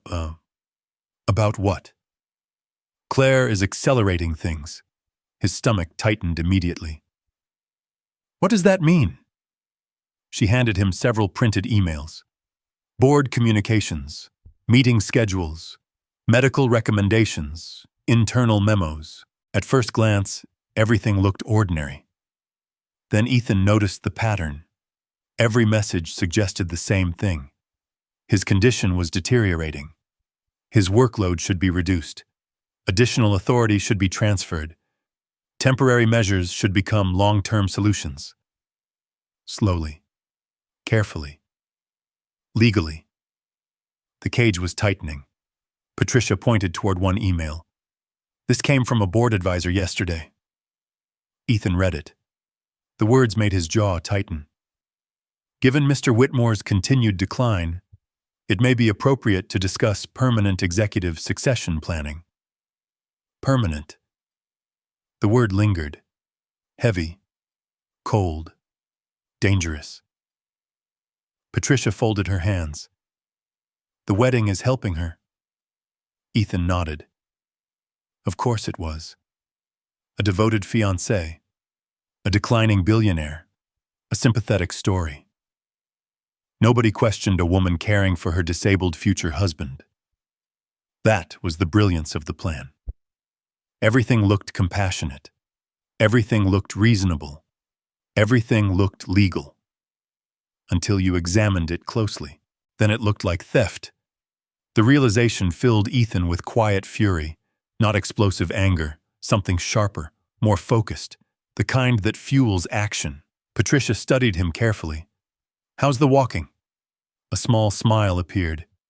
Better. How much better? He hesitated, then answered honestly. I stood for almost a minute yesterday. Patricia's eyes widened. Ethan. It surprised me too. The lawyer smiled for the first time all afternoon. Good. For a moment, hope entered the room. A rare visitor. Then Patricia's expression darkened again. There's something else. The hope immediately faded. What? She slid another document across the desk. A wedding timeline. Guest list. Seating chart. Investor list. Board members. Media contacts. Nearly everyone important to Whitmore Medical Tech would attend. The realization struck him instantly. The wedding wasn't merely a ceremony. It was a stage, a public stage, a perfect stage. And suddenly an idea began forming. Not fully, not yet. Just the outline, the shape of something, the possibility of turning Claire's plan against her. Hours later, Ethan arrived at St. Matthew's Church. The afternoon sky glowed orange behind the city skyline. Children played basketball in a nearby parking lot.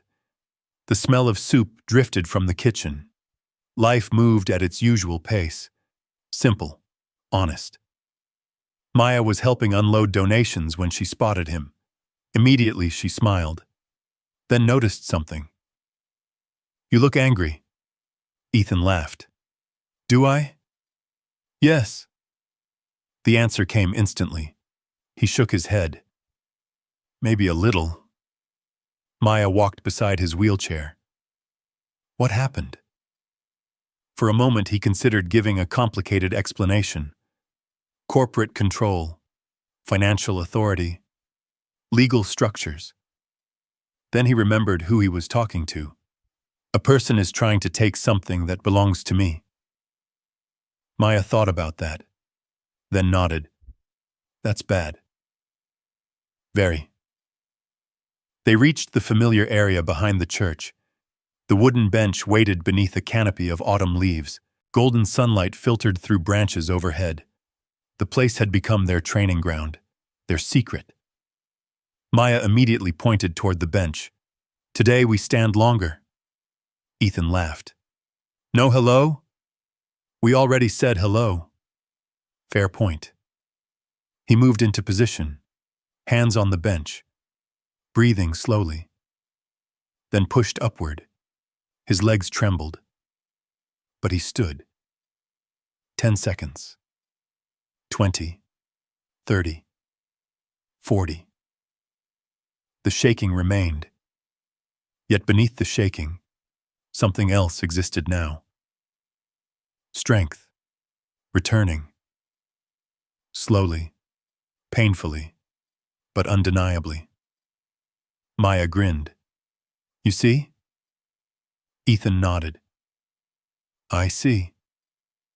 For several moments he remained standing, watching sunlight dance across the pavement, feeling wind against his face, experiencing the world from eye level again. The sensation felt strangely emotional. He hadn't realized how much he missed it. Finally, he sat down, breathing hard, exhausted, but smiling. Then Maya asked a question, a simple question. The kind children ask, the kind adults avoid. Are you scared? The smile faded. Ethan looked away, toward the city, toward the church, toward everything. Finally, he answered. Yes. Maya nodded, not surprised. Why? The question lingered. For several moments, Ethan searched for the right answer, then found it.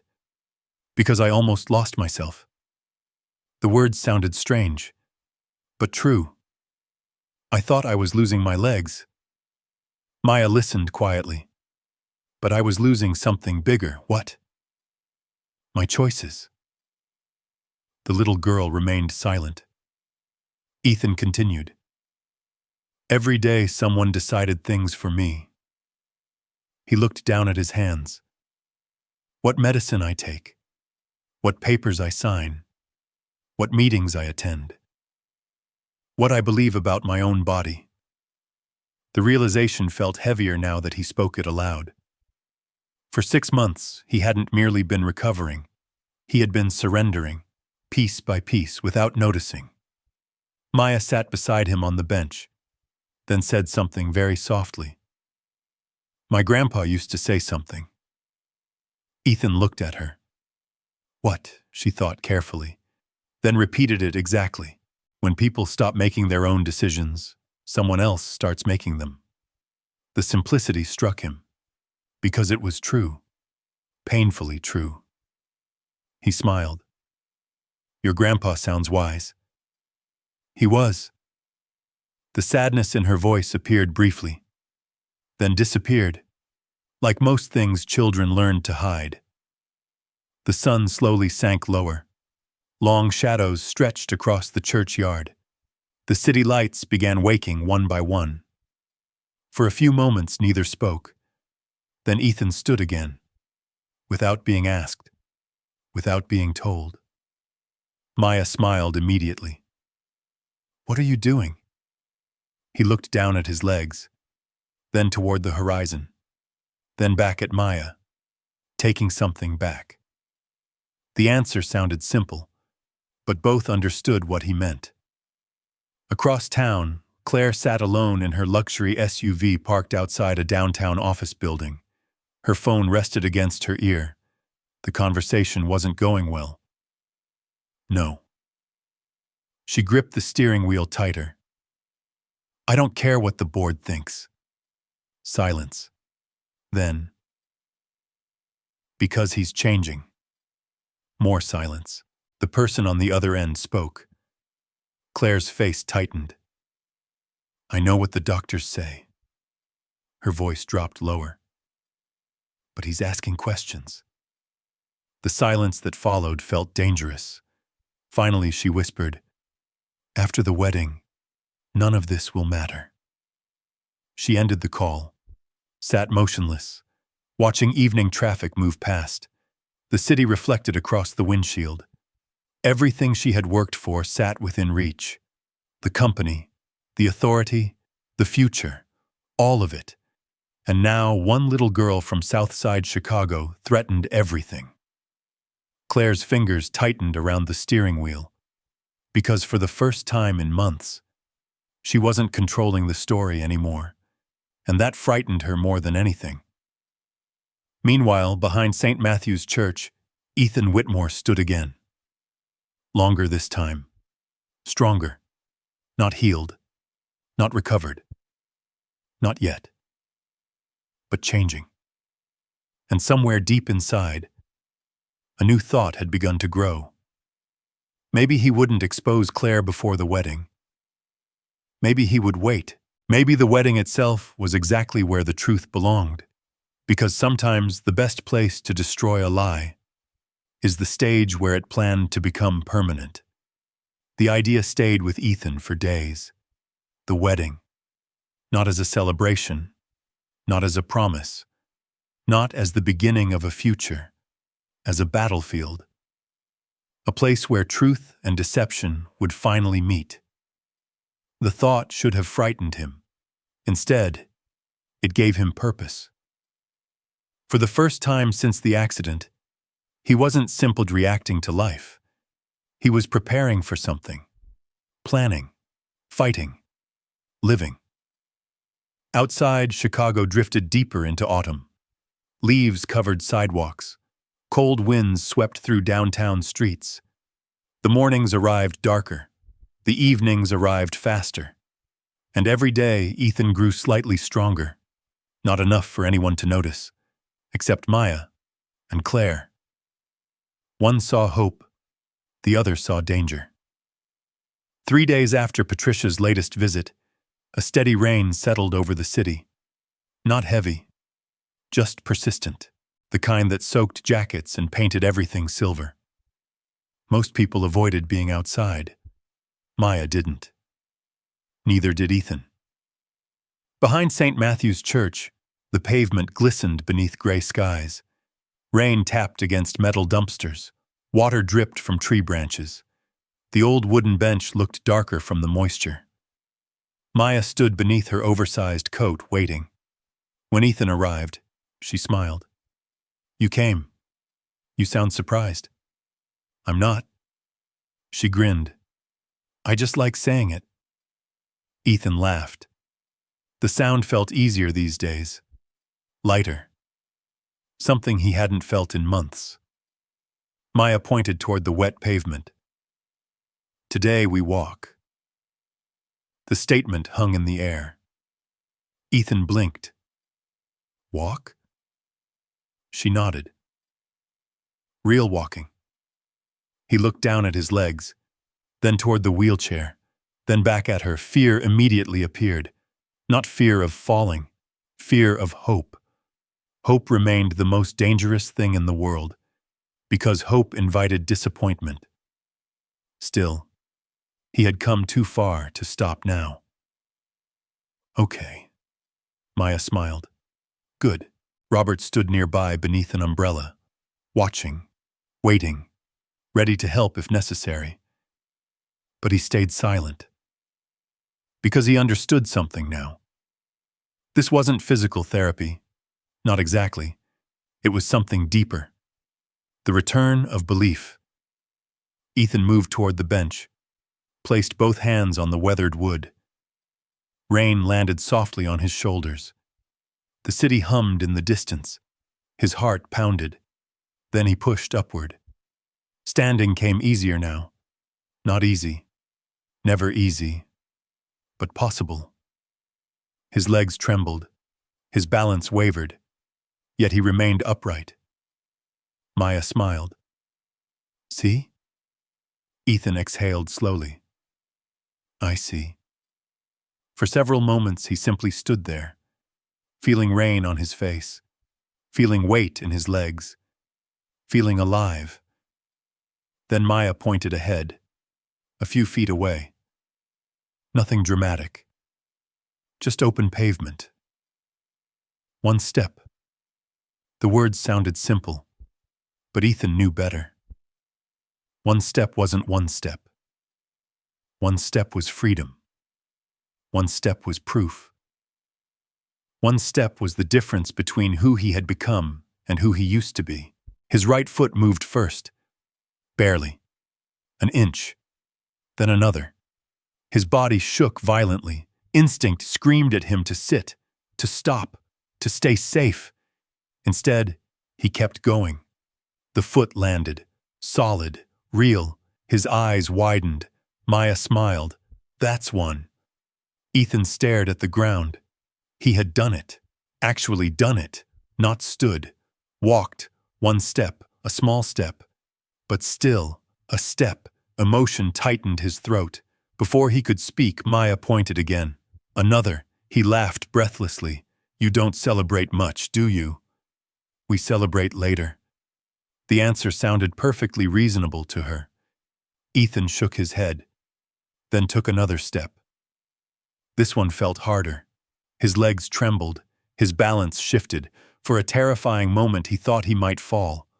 Maya moved closer, not touching him, just there, present, a reminder that he wasn't alone.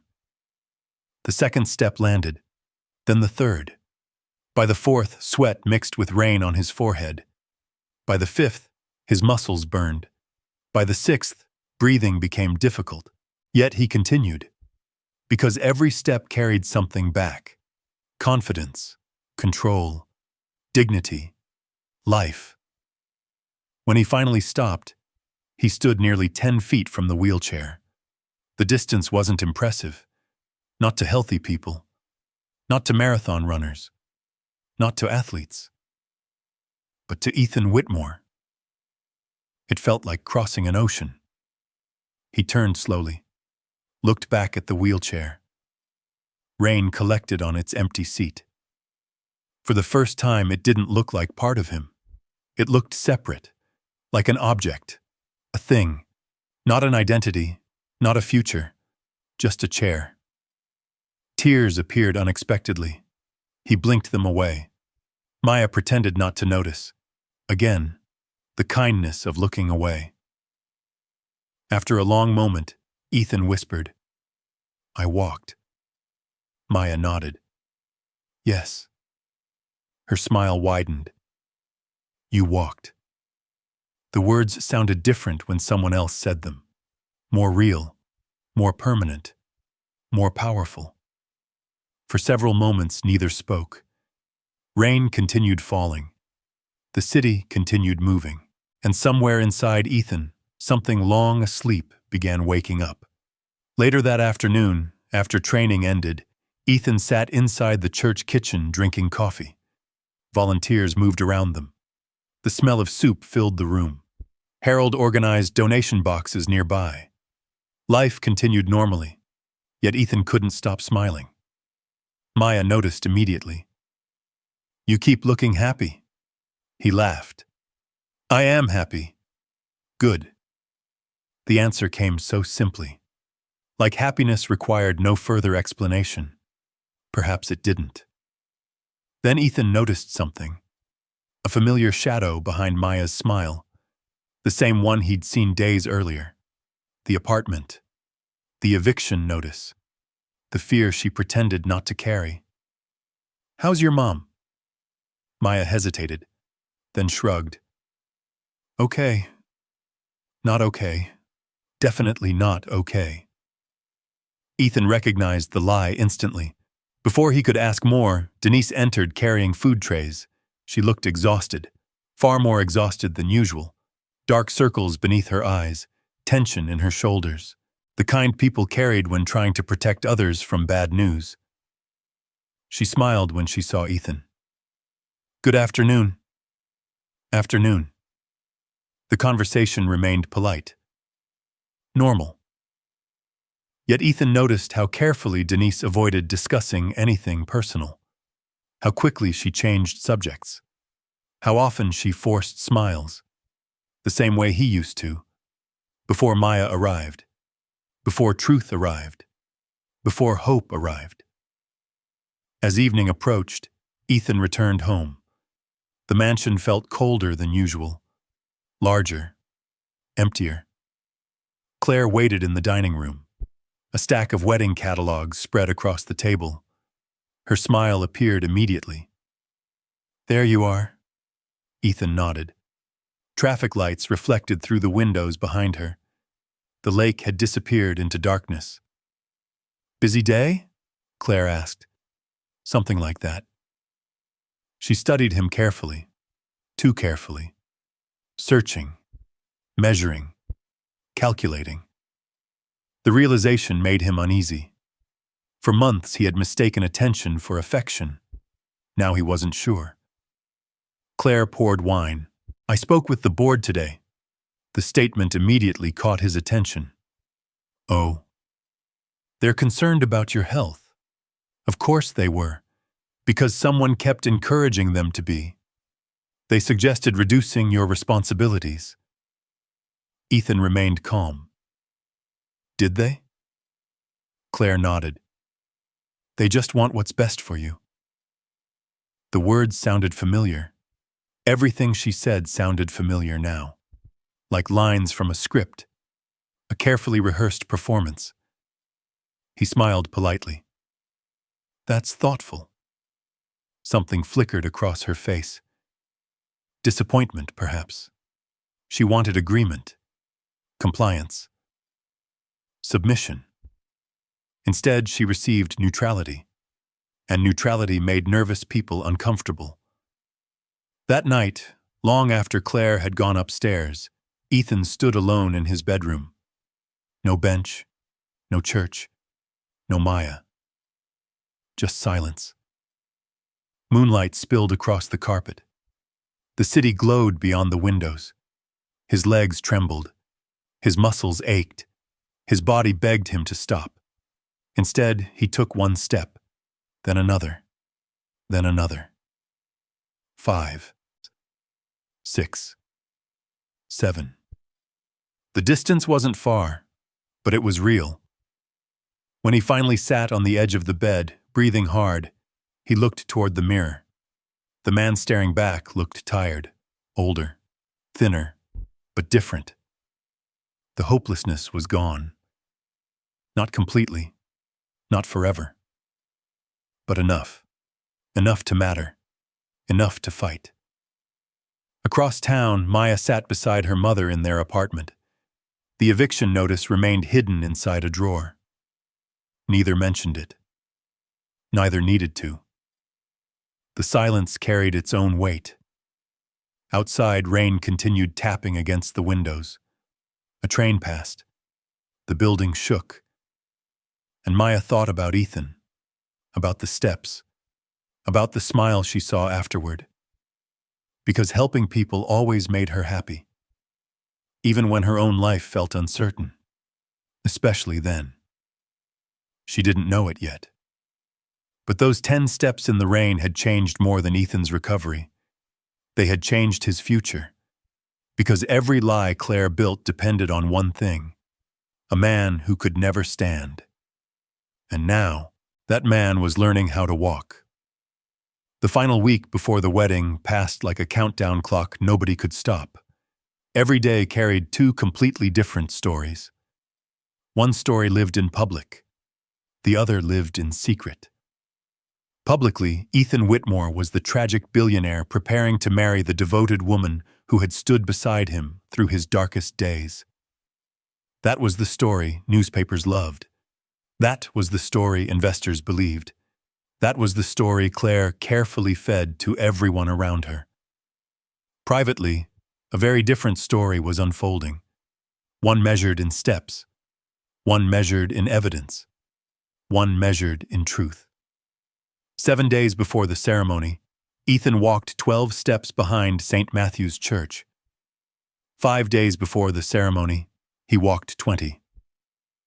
3 days before the ceremony, he crossed the entire paved area without touching the bench. Every step felt like reclaiming stolen ground.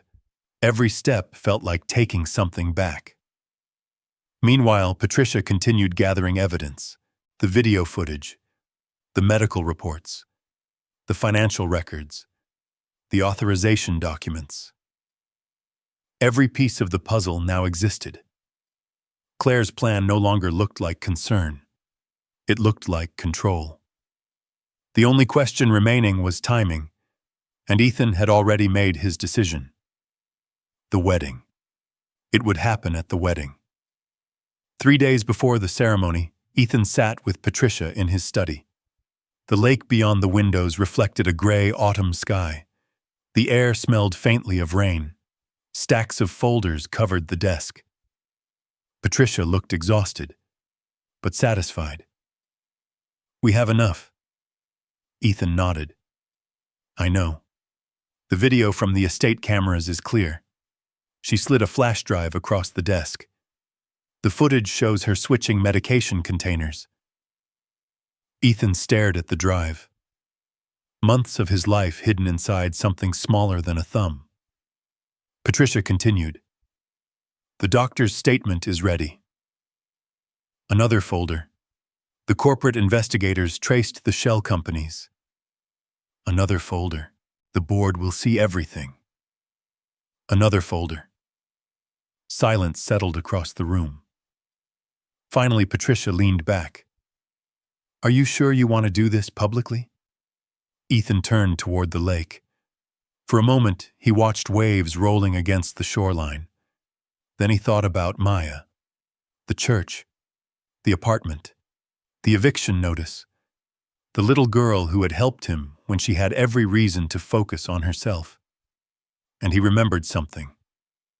Bad people depended on silence. Truth needed witnesses. Yes. Patricia nodded slowly, then smiled. Good. The next afternoon, Ethan visited St. Matthew's Church one final time before the wedding. The kitchen buzzed with activity. Volunteers moved supplies. Children carried bread baskets. The familiar smell of soup drifted through the building. For months, this place had become his sanctuary. The one place where nobody cared about stock prices, or reputation, or power. The one place where people helped because helping mattered. Maya spotted him immediately. She ran over. You look nervous. Ethan laughed. Do I? Very. He couldn't argue. Tomorrow would change everything. Maya tilted her head. Are you scared? The question again. Always the same question. Always the right question. This time his answer came easier. A little. She nodded. That's okay. Is it? Yes. She smiled. Brave people get scared too. The statement made Ethan laugh. Then something unexpected happened. He looked at Maya and realized how much she had changed his life. Not intentionally. Not because she wanted something. Simply because she cared. The realization hit him harder than any legal document. Harder than any medical report. For months, doctors had treated symptoms. Maya had treated hopelessness. And hopelessness had been the real disease. Ethan lowered his voice. Thank you. Maya blinked. For what? For not giving up on me. The little girl looked genuinely confused. Why would I do that? The answer came so naturally, so innocently, that Ethan felt his throat tighten. Why would I do that? Because that's who she was. Someone who saw value in people even when the rest of the world stopped looking. Someone who helped because it was right. Not because it was profitable. Not because it was convenient.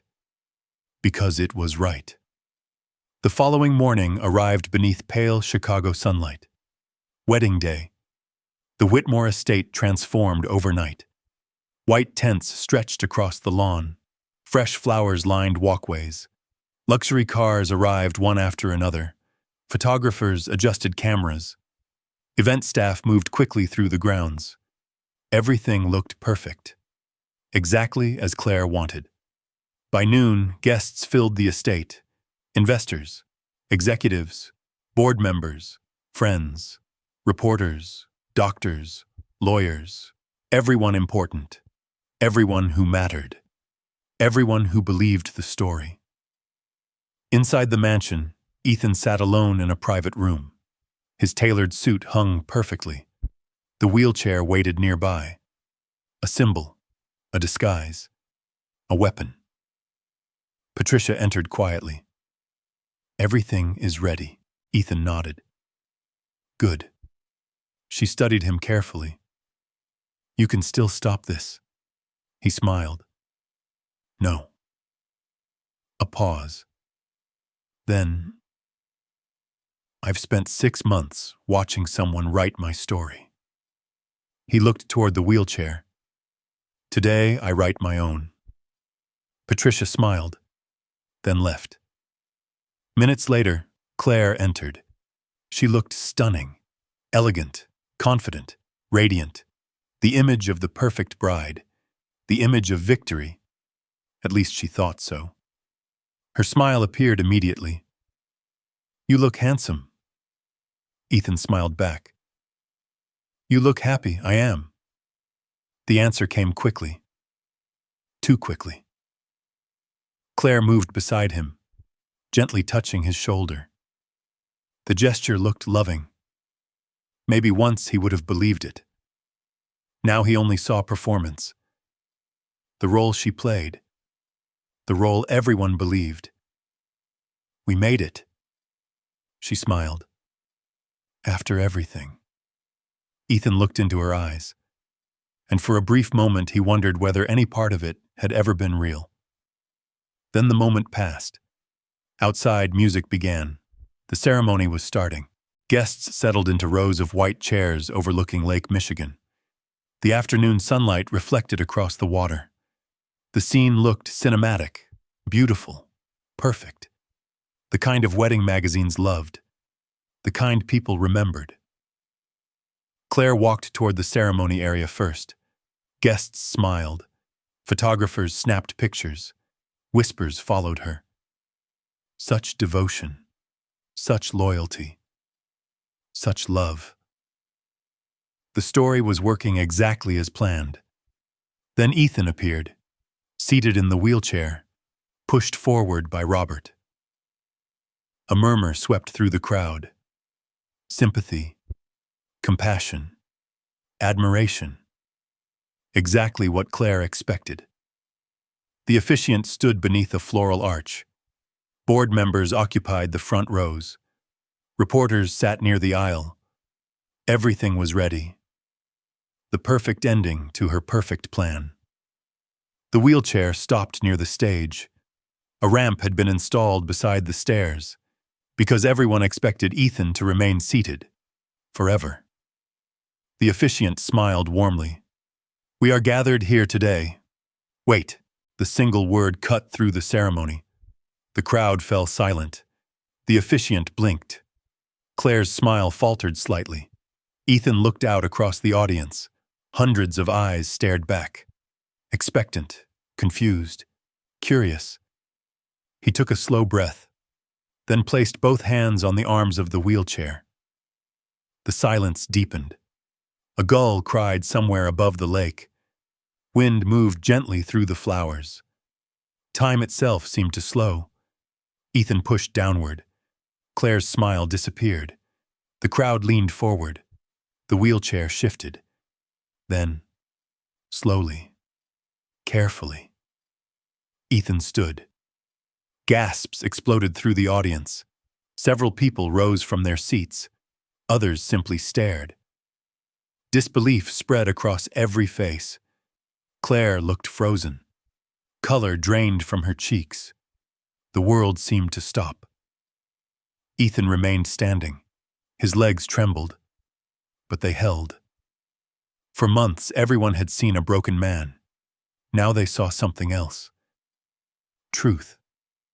He took one step, then another, toward the stage, toward the microphone, toward the end of the lie. The crowd remained completely silent, because deep down everyone understood something important. This was no longer a wedding. Something else was happening, something far bigger. And Claire suddenly realized her carefully written story was beginning to collapse, right in front of everyone, with nowhere left to hide. The silence over the Whitmore estate felt unreal. Hundreds of guests sat frozen in their seats. The lake shimmered behind the ceremony platform. White flowers swayed gently in the breeze. A photographer lowered his camera. A waiter stopped moving. Even the officiant seemed unable to speak. Because Ethan Whitmore was standing, not sitting, not being pushed, not broken. Standing. Claire stared at him as if she were looking at a ghost. Her face had lost all color. For 6 months she had built an entire future around one assumption, that Ethan would never stand again. And now that future was collapsing in front of her eyes. Ethan took another slow step toward the microphone, then another. His legs still trembled. His body still carried the memory of weakness, but he remained upright, and that changed everything. He stopped at the center of the stage, looked out across the crowd, then spoke. For 6 months, his voice carried across the quiet lawn. For 6 months, I believed I was losing my ability to walk. Nobody moved. Nobody interrupted. The audience listened, because everyone could feel the weight behind those words.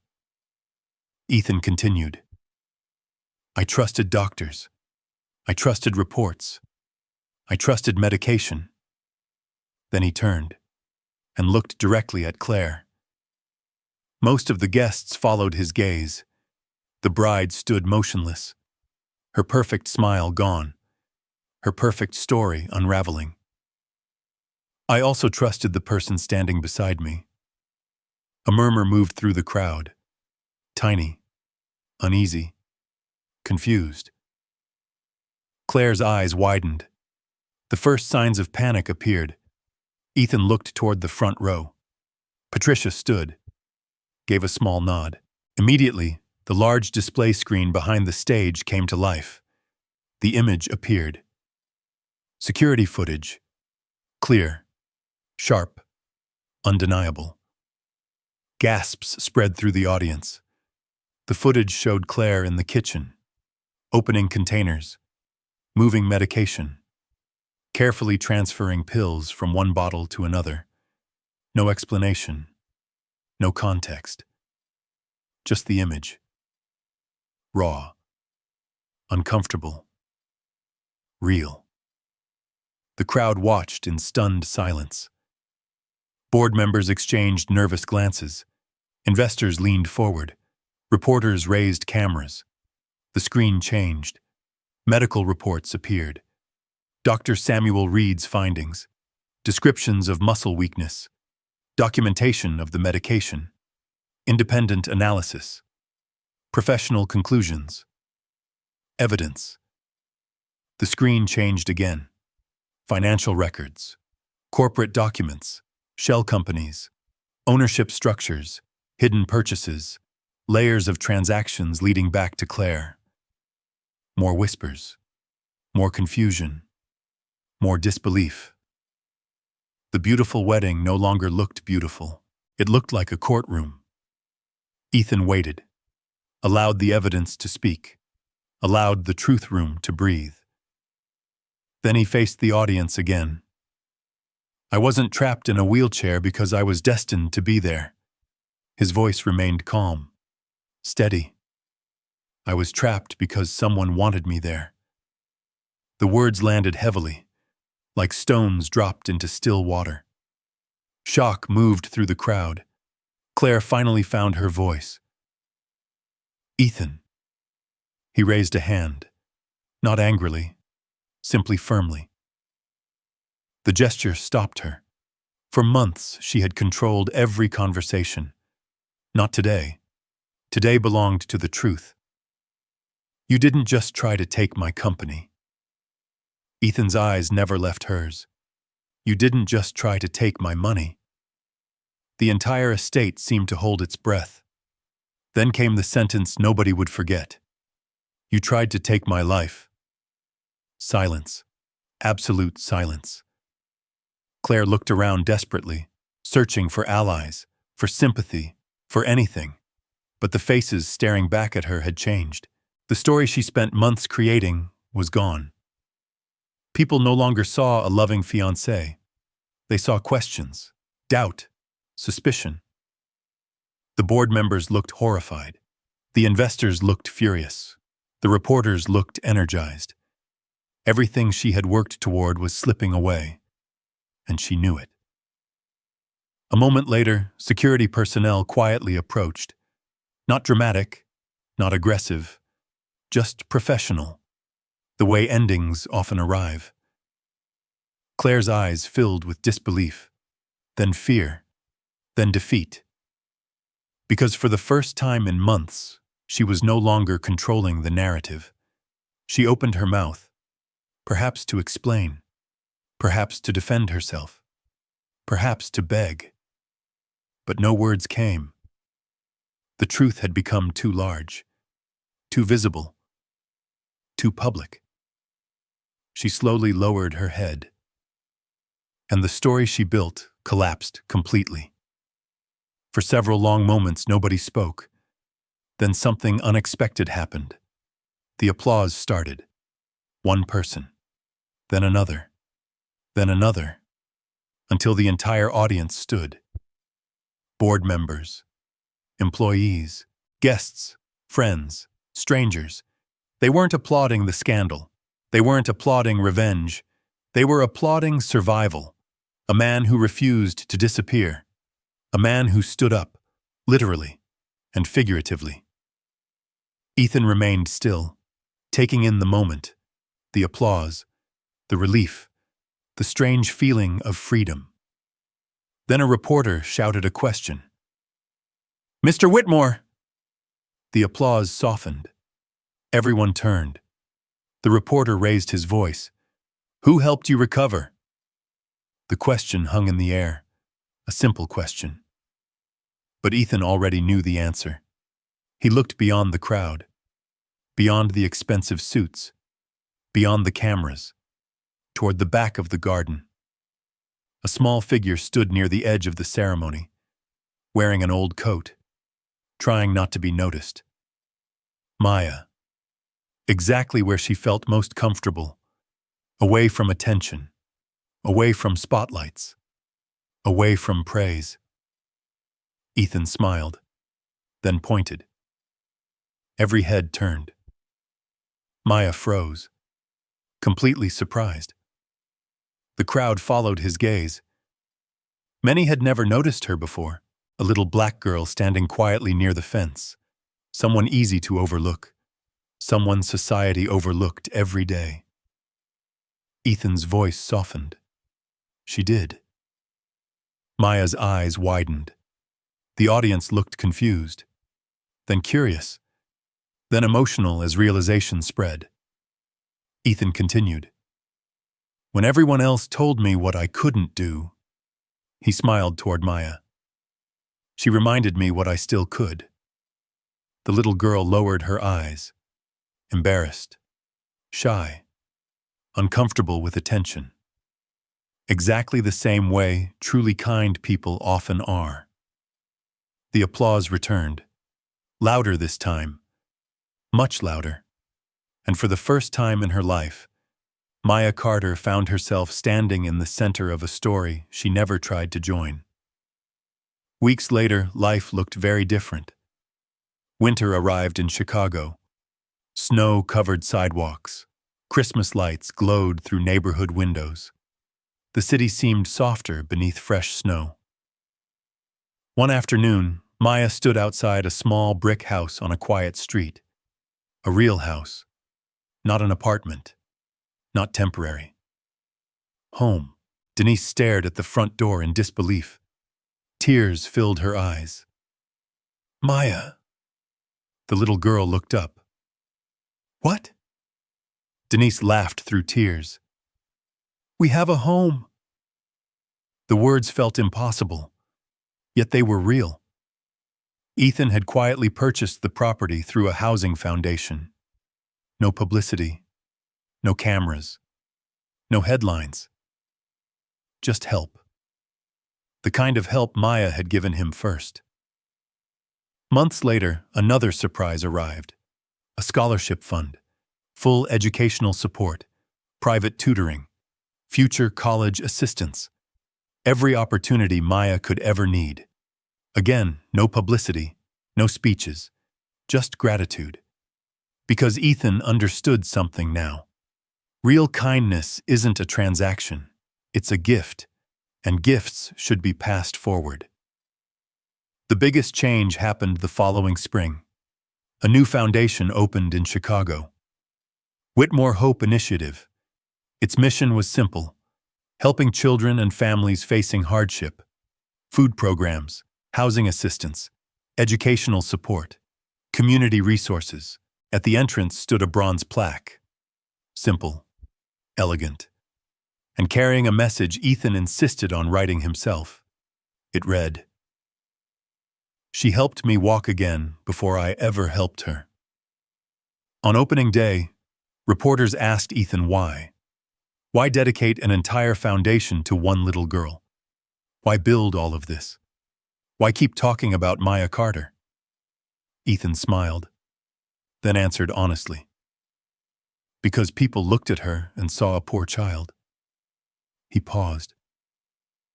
But when I looked at her, his eyes found Maya standing nearby, older now, stronger, still carrying the same kind heart. I saw the person who saved my life. The crowd fell quiet, because everyone understood. The miracle had never been walking.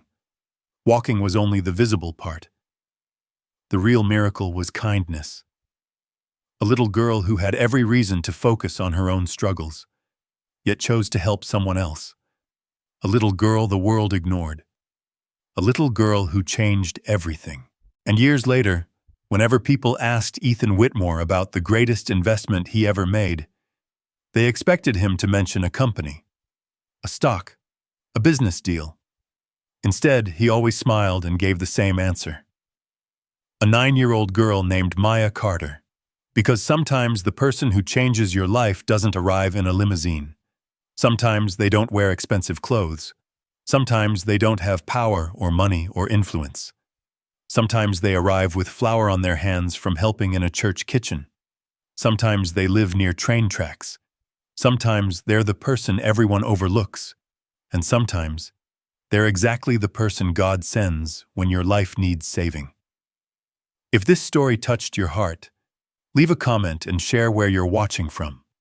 Because kindness has a way of traveling farther than any of us ever expect. When Ethan Whitmore stood at that wedding and pointed to Maya Carter standing quietly at the back of the crowd, he reminded everyone that the person who changes your life is often the one nobody notices. The little girl who arrived with flour on her hands ended up helping a billionaire stand on his own feet again. This story isn't really about money, power, or even recovery. It's about the invisible people who step into our lives, ask for nothing in return, and end up changing everything without ever realizing it. Today, think about one person you've overlooked lately. Maybe someone like Maya, someone whose kindness, encouragement, or simple presence has helped you more than you ever acknowledged. If that person comes to mind, don't wait. Reach out and tell them. If Maya's story touched your heart, comment one below and tell me, has there ever been someone in your life who helped you through a difficult season without asking for anything in return? I'd love to hear your story, and stay with us, because the next story might make you look at an ordinary stranger in a completely different way.